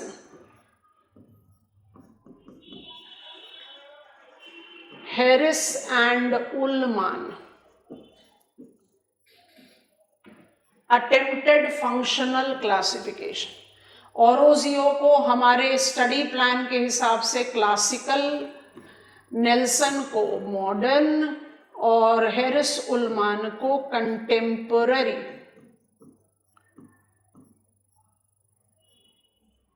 कंट्रीब्यूटर्स के तौर पर ले सकते हैं। वर्ल्ड ज्योग्राफी में नेल्सन है ना, वो हमारे कंट्री में जब हम इंडिया का फंक्शनल क्लासिफिकेशन लेंगे तो होंगे Ashok Mitra. Ashok Mitra was surveyor general of Indian census in 1961 and 71 सेंससेस।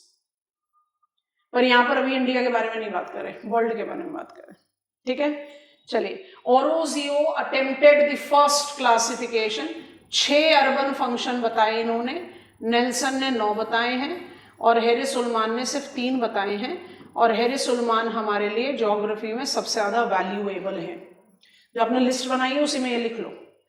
ओरोजियो ने कितने फंक्शन बताए? खाली 6। और वही क्रिटिसाइज करेंगे, सिर्फ 6 है भाई, इनकम्प्लीट है, तो हमें चाहिए और एक्सटेंसिव। तो हम ले लेते हैं नेल्सन को।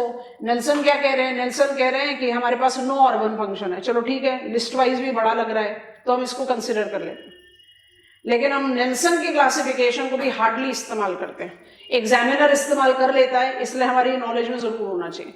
हम फॉलो करते हैं हैरिस उल्मान को। ओरोजियो को क्रिटिसाइज करेंगे कि सिर्फ 6 फंक्शन इनसफिशिएंट है भाई ग्लोबल बेसिक फंक्शन को स्टडी करने के लिए। तो नंबर इंक्रीज करते हुए नेल्सन मुझे थोड़ा सा वहां सपोर्ट देता है, चलो प्रैक्टिकली हमने कुछ फंक्शन ऐड किया, फंक्शन को रिड्यूस करके 3 कर दिया, और फिर भी कहते हैं कि ज्योग्राफिकली मोस्ट वैलिड है। तो ऐसा क्यों है? We just try to learn. Quick pointers लिखते जाओगे। Classical classification Aurousseau. Number 1, the first classification of urban function includes 6 functional categories. चलो जल्दी जल्दी से। Defence town, administrative towns, cultural towns, commercial towns, manufacturing towns and finally recreational towns. मुझे definition लिखाने की जरूरत नहीं है, कल्चरल और रिक्रिएशन का डेफिनेशन बता दो। डिफेंस टाउन जहां कुछ ना कुछ कैंटोनमेंट हो। हेलीफैक्स इन कनाडा बहुत अच्छा एग्जांपल है, देहरादून इन इंडिया बहुत अच्छा एग्जांपल है, पठानकोट एयरफोर्स बेस है वो अच्छा एग्जांपल हो जाएगा। एडमिनिस्ट्रेटिव सारे कैपिटल टाउन्स को ले लो। मैन्युफैक्चरिंग आपके पास पूरी लंबी चौड़ी लिस्ट है। Yes no. कमर्शियल में आप क्या ले सकते हो, ट्रांसपोर्ट नोड्स को ले सकते हो, आपके पास सारे पोर्ट सिटीज की लिस्ट है।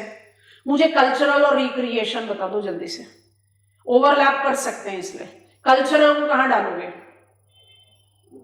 जो कहीं ना कहीं किसी अब कल्चर तो ऑल एनकम्पासिंग टर्म है, कल्चर में तो पोर्ट टाउन भी आ जाएंगे, मैन्युफैक्चरिंग टाउन भी आ जाएंगे, पर कल्चर को यहाँ किस कंटेक्स्ट में देखना है, which is something related to the identity, the orientation of that particular areas ethos, चाहे वो रिलीजियस आइडेंटिटी हो, चाहे वो एथनिक आइडेंटिटी से रिलेटेड हो। जैसे मक्का मदीना हो गया, समझ में आया, जैसे वेटिकन सिटी हो गया, जैसे we can take up example from the Hinduism perspective, I can have Dwarkadhish as example, Kamakhya as example, I hope you are understanding। तो ये जाएगा कल्चरल के साथ, और रिक्रिएशन के साथ क्या जाएगा, टूरिज्म। तो आप कहोगे नहीं भाई टूरिज्म, अब आप मुझे एक बात बताओ, वेटिकन क्या टूरिज्म नहीं है? मक्का मदीना टूरिज्म में नहीं हो सकता, non Muslims can not go there, so there is a restriction. But if I take Vatican, I can go there whether I am following whatsoever religion or not, so कुछ overlap है। but recreation का मतलब किससे, tourism से। Cultural का किससे, something which is related to your identities, spiritual identity ने etcetera. ठीक है, तो 6 लिस्ट है, स्टार मार्क करो, कंक्लूडिंग लाइन लिखो। इफेक्टिव क्लासिफिकेशन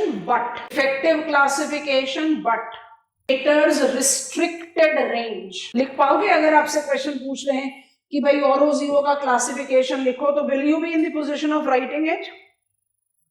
कर पाएंगे? कर पाएंगे, ठीक है। चलो अब हम आ गए नेल्सन्स क्लासिफिकेशन पे। तो Nelson's classification, the modern classification, quick pointers लिखेंगे। Utilized census data table, utilized census data table denote to develop functional classification of towns, gave recognition to 9 urban functions। list कर लो urban function। Number 1 mining, number 2 menu, list करना। फिर उसका क्या करोगे, थोड़ा सा सोच सोच के सबके आगे सैंपल वाले टाउन्स लिख सकते हो, है ना, पर इनका जो तरीका थोड़ा सा ट्रिकियर है, समझते हैं। पहला है माइनिंग, दूसरा है मैन्युफैक्चरिंग टाउन, तीसरा है wholesaling town, is retail, fifth is transport, sixth is finance, seventh is real estate, Dubai बहुत अच्छा एग्जांपल है, eighth is insurance and ninth is public administration. Administrative towns यहां पर ऐड हो सकते हैं। चलो भाई, मेरी लिस्ट थोड़ी सी ज्यादा कॉम्प्रिहेंसिव हो गई है ना, अर्बन फंक्शन को आपने थोड़ा सा कॉम्प्रिहेंसिव लिस्ट दे दिया, कुछ कुछ मिस हो गए। डिफेंस नहीं ऐड हुआ, पर डिफेंस एक एक्सक्लूसिव अर्बन फंक्शन थोड़ी ना है, डिफेंस तो कंट्री के लिए या टेरिटरी के लिए। अर्बन फंक्शन जो है, जो अर्बन एरियाज को अर्न करने दे, तो उसमें डिफेंस को आपने इग्नोर आउट कर दिया।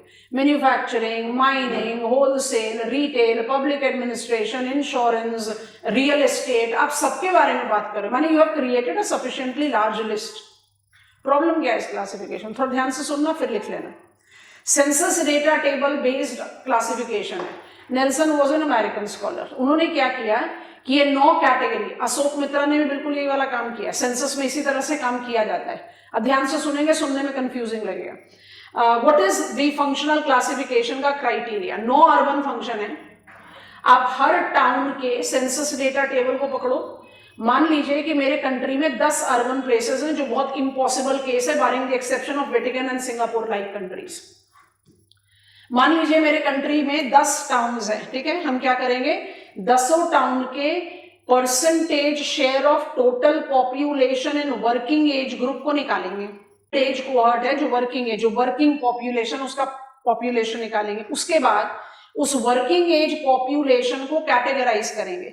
What is the percentage share of working age population engaged in mining, manufacturing, public administration, insurance, retail, wholesale, no activity में। जिस एक्टिविटी में highest percentage share of working age population होगा, वो उस टाउन का urban function होगा। अगर आप इमेजिन करो कि सिर्फ 10 टाउन के लिए भी ये कैलकुलेशन लेना पड़े, तो कितना टीडीएस टास्क हो गया। इंडिया जैसे कंट्री में you have got 8000 urban places, कर पाएंगे? इस टेक्निक को अप्लाई करके हम मैप ऑफ वर्ल्ड कर सकते हैं टाउन क्लासिफिकेशन में? नहीं. It's methodologically improved classification. It gives me bigger range of urban function, no denial. It can be utilized at a country level assessment, but have a restricted value at global level. I think we are comfortable there. Statement लिख लो. 9 categories बता दिए, census definition बता दिए. Next point को star mark करके लिख. He attempted to calculate proportion of labor force of a given town engaged in listed functions. Break the statement and write.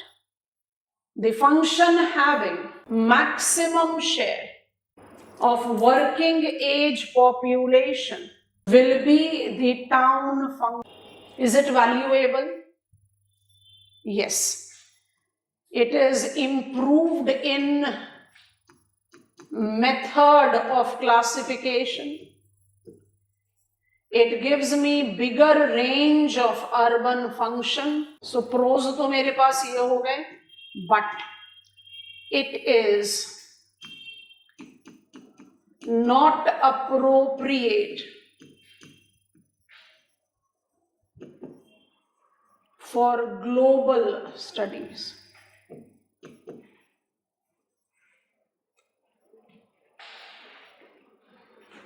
Census database analysis में आप functional categorisation को बहुत अच्छा बता रहे हो.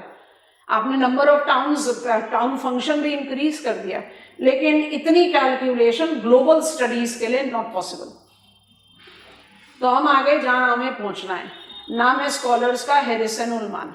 हैरिसन उल्मान को स्पेसिफिकली आप फ्लो थियरी में पढ़ चुके हैं, उल्मान को आप मल्टीपल न्यूक्लियाई मॉडल में पढ़ चुके हैं, अब आप थर्ड टाइम पढ़ रहे हैं.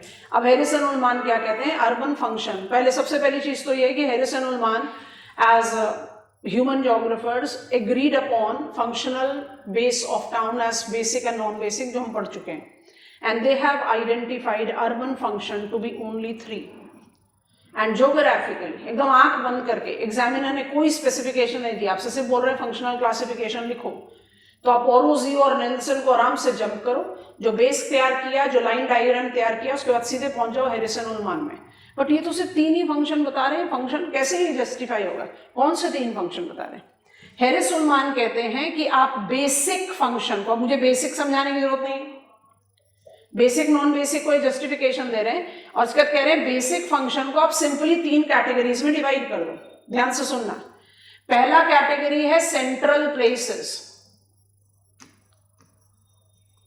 दूसरा कैटेगरी है स्पेशलाइज्ड टाउन्स. हम इसके आगे कुछ नहीं लिखना चाहेंगे, आप मेरे ख्याल से बहुत आराम से हमें समझा दोगे. और तीसरा कैटेगरी है ट्रांसपोर्ट टाउन्स. ट्रांसपोर्ट टाउन्स को थोड़ी देर के लिए छोड़ देते हैं. सेंट्रल प्लेसेस कौन से टाउन्स हैं जिनका बेसिक फंक्शन 1 से ज्यादा है? जो टॉप हायरार्की के टाउन्स हैं उनको आप डाल दो सेंट्रल प्लेसेस में, जिनमें एक बेसिक फंक्शन पर काम नहीं होगा. कई बार हमने रिपीट कर लिया, बहुत एग्जांपल्स है हमारे पास. शिकागो भी हो सकता है, न्यूयॉर्क सिटी भी हो सकता है, बल्टीमोर भी हो सकता है. तो हमने बल्टीमोर को कहा था मार्केट ओरिएंटेड इंडस्ट्री, और उसके बाद बोला कि पोर्ट ओरिएंटेड पेट्रोल रिफाइनिंग भी है, आयरन स्टील भी है. तो उसके बेसिक फंक्शन तो 3 हो गए. तो हमारी रेडार पे जितने प्रोमिनेंट टाउन्स हैं वो सब सेंट्रल प्लेसेस हैं, कुछ कुछ को छोड़कर.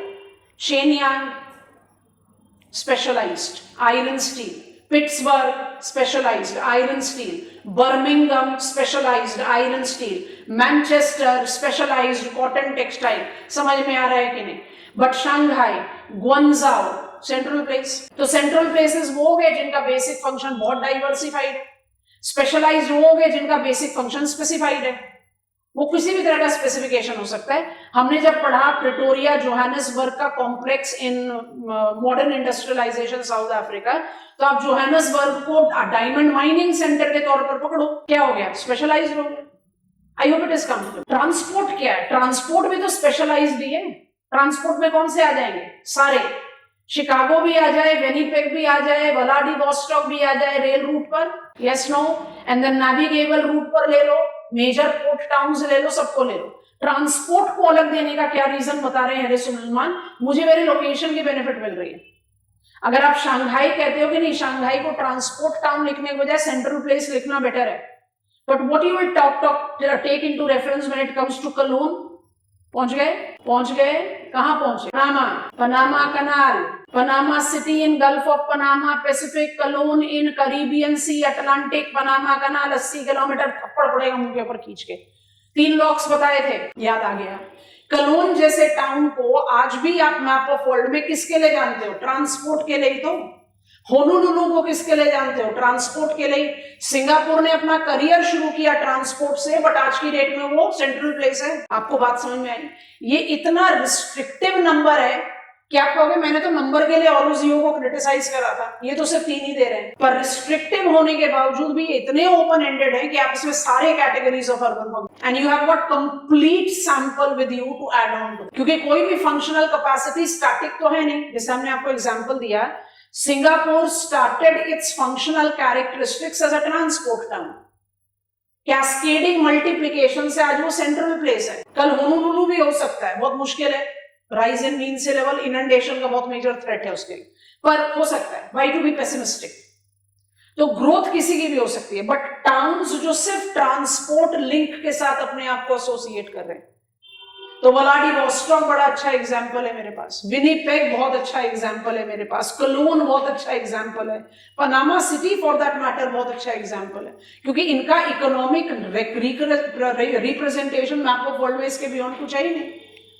ट्रांसपोर्ट टाउन में सारे मेगा पोर्ट सिटीज भी आ सकते हैं, बट उनमें से मैक्सिमम जो है वो सेंट्रल प्लेसेस हैं। जितने हमारे लिस्ट में आए थे मैक्सिमम तो सेंट्रल प्लेसेस हैं। न्यू ऑरलियंस को पकड़ो, पोर्ट है तो कहोगे भाई ट्रांसपोर्ट टाउन है, बट न्यू ऑरलियंस को relate with agro processing market oriented mega town है, तो ऑटोमेटिकली वो तो फिर सेंट्रल प्लेस हो गया। I think it is comfortable, right? So 3 categories and geographically most utilised central places, diversified basic function होंगे। कितनी स्पून फीडिंग कराओ? आपके जितने भी मेजर टाउन्स लिस्ट में हैं वो सब central, specialised, one defined basic function. को ये बढ़ सकता है बट आज एक ही है ना। यहाँ पर एग्जांपल्स बता दो बच्चों, किसी भी रिदम वेस्टर्न हेमिस्फीयर से। चलो ध्यान से, सीक्वेंशियली, कोई जल्दी नहीं, ध्यान से सोचकर बताते हैं। हम कितने सारे टाउन्स पढ़कर यहाँ पर पहुंचे हैं, तो सोचकर देखोगे स्पेशलाइज्ड टाउन। चलो कनाडा से कोई स्पेशलाइज्ड टाउन पकड़े, सडबरी, शाबाश, पेट्रोकेमिकल सेंटर है, हैमिल्टन, डेट्रॉइट है। यूनाइटेड स्टेट्स ऑफ अमेरिका में पकड़े हैं, नहीं शिकागो नहीं हो सकता, शिकागो सेंट्रल प्लेस में अच्छा मैच करेगा। Buffalo, very good, largest flour milling centre. Cleveland, Cleveland as they also pronounce it, वो क्या हो गया? अपैरल मेकिंग, ठीक है। Cross Atlantic, come to Europe, Edinburgh, Dortmund, iron steel, come on, नहीं समझ में आ रहा? सो यू हैव गॉट, अच्छा न्यूरेमबर्ग एंड मॉन्टपेल्टियर किधर डालोगे? न्यूरेमबर्ग गया था लुडविग कनाल में एंड मॉन्टपेल्टियर गया था दूमिदी कनाल में। आ गई बात समझ में? बस बिल्कुल सही।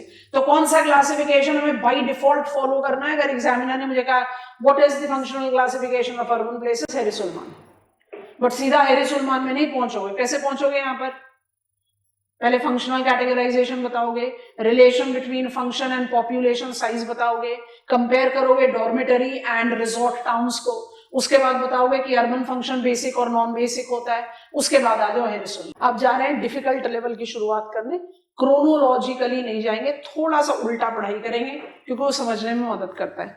As per hour study plan हम जा रहे हैं सेटलमेंट हायरार्की में, जहां हमने आपको बता दिया था कि हायरार्की के साथ कॉन्टिन्यूम भी आपको पढ़ाएंगे। सिलेबस में लिखा हुआ है सेटलमेंट हायरार्की, बट हम वो हेडिंग बनाने के बजाय हमारे स्टडी प्लान के हिसाब से हम सेटलमेंट हायरार्की और कंटिन्यूम दोनों पढ़ रहे हैं। तो we are taking spatial locational theories on urban development. Can I proceed class?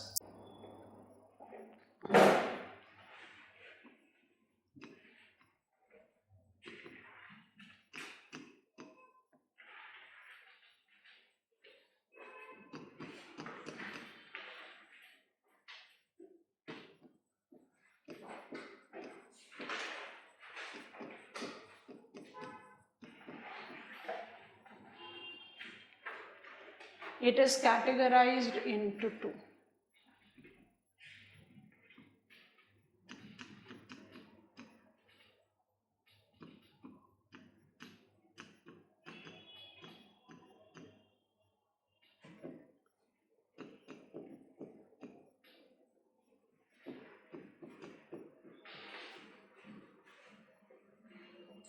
Syllabus में सेटलमेंट हायरार्की लिखा हुआ, पर सिलेबस में थियरीज तो तीनों ही लिखी हुई हैं।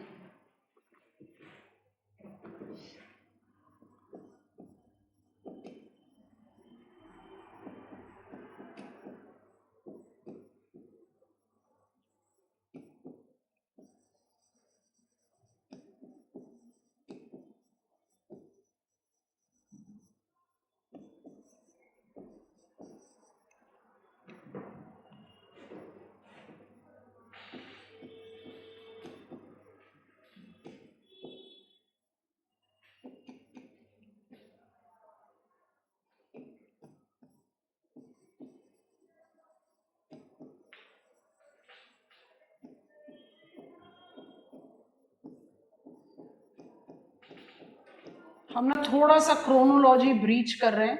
हम नॉर्मली स्टडी में क्रोनोलॉजी को फॉलो करते हैं, लेकिन यहाँ पर ब्रीच करने से समझने में ज्यादा आसानी रहेगी, इसलिए हम इसको ब्रीच करके ही पढ़ेंगे।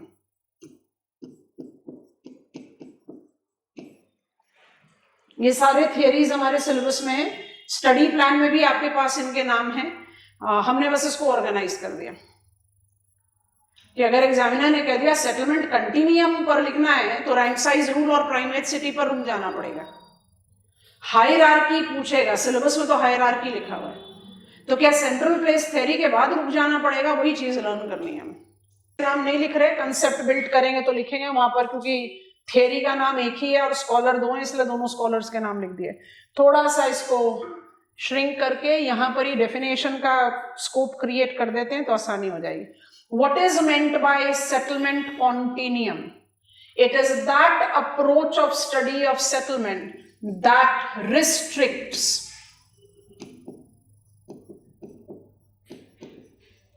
the study to top ranking settlements. Settlement hierarchy in comparison is that approach of settlement study that gives or that provides due recognition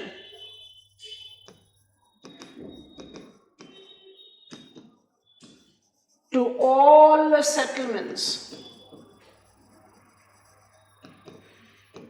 in a given system. Basic चीजें हैं ना, अगर दिमाग में क्लियर हो जाए तो उसके बाद बात बहुत आसान हो जाती है।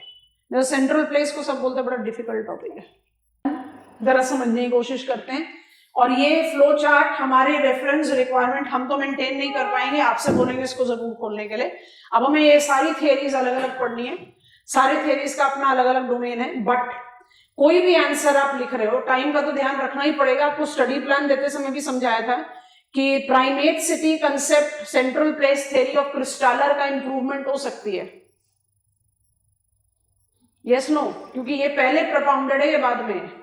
ये इसका इंप्रूवमेंट नहीं हो सकता कि क्रिस्टालर ने इंप्रूव कर दिया मार्क जेफरसन के प्राइमेटसिटी कंसेप्ट को, तो टाइम को तो ध्यान रखना है। But in any case, what is the theories of urban development with spatial dimension? We geographers are spatial scholars, तो हम उसको डिवाइड करते हैं दो पार्ट में, कंटिन्यूम एंड हायरार्की। कंटिन्यूम वो अप्रोच ऑफ स्टडी, ध्यान से सुनना और समझने की कोशिश करना ताकि ये चीज क्लियर हो जाए, फिर हम इंडिविजुअल थियरीज पकड़ रहे हैं। आपसे क्वेश्चन पूछेंगे कि ये दोनों जो डिवाइडेड है ये क्या clear divided water tight blocks हो सकते हैं कि नहीं? आप उसका आंसर करेक्ट दे पाओगे तो आप ये सारी चीजें समझ गए। Mark Jefferson was American scholar who propounded primaticity concept. G.K. Ziff was American scholar who propounded rank size rule. Walter Christaller was a German scholar who propounded central place theory. और central place theory का amendment August Losh, American scholar who has given us the economic landscape, जिसका एक part हम already पढ़ चुके हैं। Now, when I talk about urban development का spatial models या locational model, तो उसको हम दो कैटेगरीज में डिवाइड कर रहे हैं। एक को कहते हैं सेटलमेंट कॉन्टिन्यूम, एक को कहते हैं हायरार्की। दोनों में डिफरेंस क्या है? Settlement continuum is that approach of study जो सेटलमेंट ज्योग्राफर्स को ये कहता है कि कंसंट्रेट करो टॉप रैंकिंग सेटलमेंट पर। अब इसके लिए एग्जांपल सुनो। प्राइमेटसिटी कंसेप्ट जो है वो प्राइमेसी की बात करता है। प्राइमेसी क्या है? In a given settlement system, there will be one exceptionally large settlement, followed on by small towns का चेन। वो जो एक्सेप्शनली लार्ज सेटलमेंट है वो इतना लार्ज है कि वो अपने आप को एक मिनी कंट्री के तौर पर डेवलप कर सकता है। उसकी डेवलपमेंट कैसे होती है सोचो। मार्क जेफरसन कहते हैं प्राइमेट सिटी डेवलप होता है when there is mobilisation of its locational benefit. Example पकड़ो दिमाग में, मुंबई, अगर स्वेज कनाल रूट ओपन नहीं हुआ होता और पारसी ट्रेडर्स में रिस्क टेकिंग एपेटाइट नहीं होता तो मुंबई अपनी इकोनॉमिक करियर को इतनी जल्दी शुरू नहीं कर पाता। जल्दी शुरू किया तो कैस्केडिंग ग्रोथ एक्सपीरियंस किया। कैसे किया? It mobilise its locational benefit, attracted people from all parts of the country. When people came into Mumbai, they came up with their own intellectuals, money and the capacity to grow. That multiplied the capacity of Mumbai. वो और बढ़ा, और attractive हुआ, और लोग आए, और बढ़ा, और अट्रैक्टिव हुआ, और लोग आए। Today, it is not just commercial capital of our country. It denotes a mini India by itself. Because it is representing Indian culture का पूरा कोहेरेंस। मुंबई को तो छोड़ देना पड़ेगा, बट मुंबई से हमने समझ लिया कि प्राइमेसी कैसे डेवलप होती है। प्राइमेट सिटी कंसेप्ट कॉन्टिन्यूम की स्टडी है। कॉन्टिन्यूम कहता है concentrate your study only to top ranking settlement, क्योंकि हम टॉप रैंकिंग सेटलमेंट को क्या बोल रहे हैं? Mini country by itself. Population की कितनी डाइवर्सिटी है वो शोकेस कर रहा है। Technological level of know how क्या है वो रिप्रेजेंट कर रहा है। इकोनॉमिक लेवल ऑफ डेवलपमेंट क्या है वो रिप्रेजेंट कर रहा है। What is the growth diversity वो रिप्रेजेंट कर रहा है। तो पूरे टाउन्स को पढ़ने की क्या जरूरत है? सिर्फ एक प्राइमेट सिटी को पढ़ो, आपको सेटलमेंट की नॉलेज हो जाएगी। पकड़ में आया कंटिन्यूम? अब इधर आ जाओ। वॉल्टर क्रिस्टालर कहते हैं central place theory. Central places का मतलब क्या है? Market place. Settlements are marketplaces. They provide goods and services to their population and population of lower ranking settlement. Central places का मतलब क्या? Market places. कि settlements जो हैं वो market place हैं, goods and services provide करते हैं। तो जो विलेज है वो भी तो गुड्स एंड सर्विसेज प्रोवाइड कर रहा है अपनी पॉपुलेशन को और हैमलेट की पॉपुलेशन को। जो टाउन है वो भी तो गुड्स एंड सर्विसेज प्रोवाइड कर रहा है अपनी पॉपुलेशन को और विलेज ड्वेलर्स को। जो सिटी है वो भी तो गुड्स एंड सर्विसेज प्रोवाइड कर रहा है अपनी पॉपुलेशन को और टाउन को और विलेज के लोगों को। आई एम अ विलेज ड्वेलर, मुझे डे टू डे सर्वाइवल के लिए जो जो चीजें चाहिए लार्जली तो हम खुद ही प्रोड्यूस कर ले रहे हैं। बाकी स्कूलिंग या और कोई चीजें, प्राइमरी हेल्थ सर्विसेज वो मेरे गांव में है। मुझे अब अपने बच्चे को पढ़ने के लिए ऊंचा भेजना है तो आई सेंड हिम और हर टू टाउन। मुझे अपनी specific occasion of the family, marriage के लिए I go to town to shop. तो टाउन मुझे तो basic services and goods provide कर रहा है। I am having my own goods and services. समझ में आ रहा है? तो mega city is a market place, city is a marketplace, town is a marketplace, village is a marketplace. They all are central places. Why they have got hierarchy? क्योंकि mega city Delhi primary schooling भी दे रहा है जो village भी दे रहा है, पर वो मेगा क्यों है? क्योंकि प्राइमरी स्कूल के साथ स्पेशलाइज्ड एजुकेशन भी दे रहा है, प्राइमरी हेल्थ सर्विसेज भी दे रहा है, ओपीडी जो गांव भी दे रहा है। पर दिल्ली हायर हायरार्की क्यों है? क्योंकि यहाँ पर एम्स भी है, यहाँ पर गंगाराम भी है। I hope you are understanding. So what it is giving you specialized services as well. Hierarchy. I don't restrict the study only to one settlement. I try to understand the functional characteristics of every settlement. पकड़ में आया difference? Continuum identifies, restrict the study to only top ranking settlement. Hierarchy attempts to study all the settlements in a given settlement system. कुछ कुछ पकड़ में आया। अच्छा एक बात बताओ, प्राइमेसी को आज की डेट में हम एनकरेज करते हैं कि डिस्करेज करते हैं? प्राइमेसी होनी चाहिए कि नहीं होनी चाहिए? कि एक ऐसा टाउन बन जाए जो मिनी कंट्री हो, कंट्री की जितनी टेक्नोलॉजिकल इकोनॉमिक सारी कैपेसिटी वहीं पर ही कंसंट्रेट हो। क्या ये हेल्दी कोर्स ऑफ डेवलपमेंट है? नहीं। Primacy, primate city concept Mark Jefferson ने 1939 में प्रपोज की।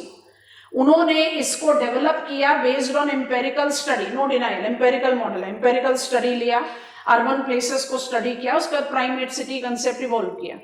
उनके प्राइमेट सिटी कंसेप्ट में एक बड़ा थियोरेटिकल एज था, index of primacy, that for any settlement to qualify as primate it should have more than double the population of next ranking settlement।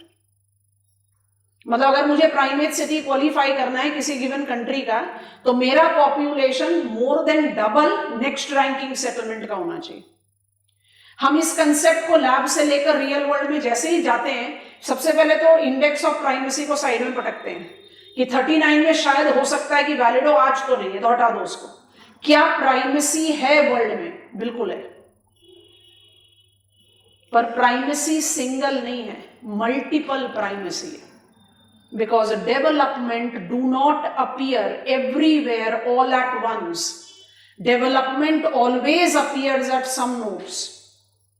Come on, India में 4 primate cities हैं, Delhi, Mumbai, Chennai, Kolkata, representing the 4 cardinals of the country. तो क्या primacy है? बिल्कुल है, लेकिन world map पर dominating multiple primacy है। सिंगल प्राइमेट सिटीज बिल्कुल एग्जिस्ट करते हैं, come on, Copenhagen in Denmark. तो क्या छोटी कंट्रीज में सिंगल प्राइमेट सिटीज होती हैं? जनरल रूल में कह सकते हैं यस, बट क्या जापान छोटी कंट्री नहीं है? क्या न्यूजीलैंड छोटी कंट्री नहीं है?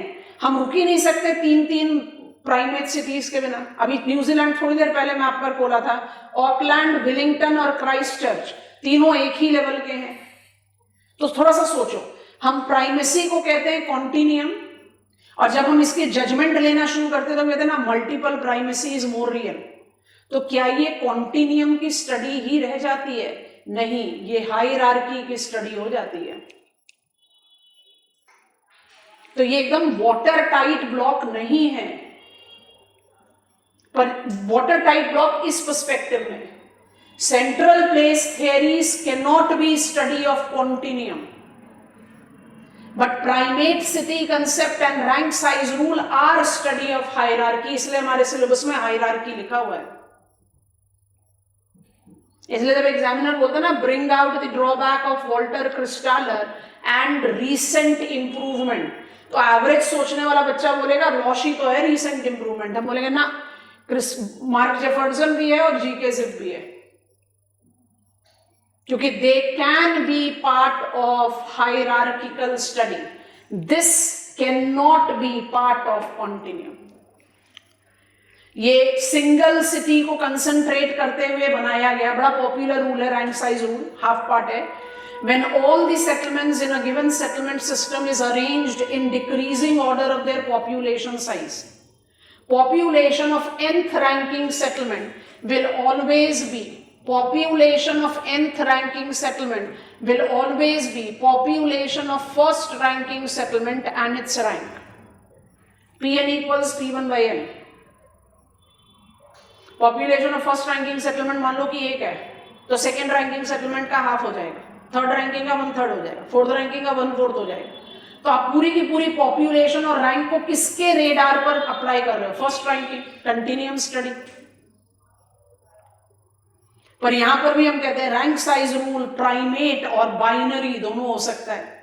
तो जैसे ये क्रोनोलॉजी ब्रीच करने का सीधा रीजन ये है कि ये मुझे एक क्लैरिटी और बेस दे देते हैं to understand these deductive approaches. ये लैब में बैठकर बनाए गए, ये एम्पेरिकल स्टडी पर बेस्ड बनाए गए। ये थोड़ा सा मुझे पढ़ते समय लगता है इतना थियोरेटिकल, हम पढ़ क्यों रहे हैं इसको? So it gives me the clarity to proceed there. I'll be talking about this tomorrow. I'm not feeling much well today to speak.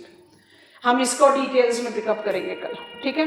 तो हमने आपको फंक्शनल क्लासिफिकेशन तक करवा दिया है। इसके लिए एक बार रीडिंग लेकर आना। ये फ्लो चार्ट हम तो मेंटेन नहीं करेंगे, आपके ही फ्लो चार्ट के रेफरेंस से फिर हम इसको पिकअप करेंगे। कल हमारे विचार से हम आराम से सेंट्रल प्लेस थ्योरी तक पहुंच जाएंगे। चलिए, बाय बाय फॉर टुडे।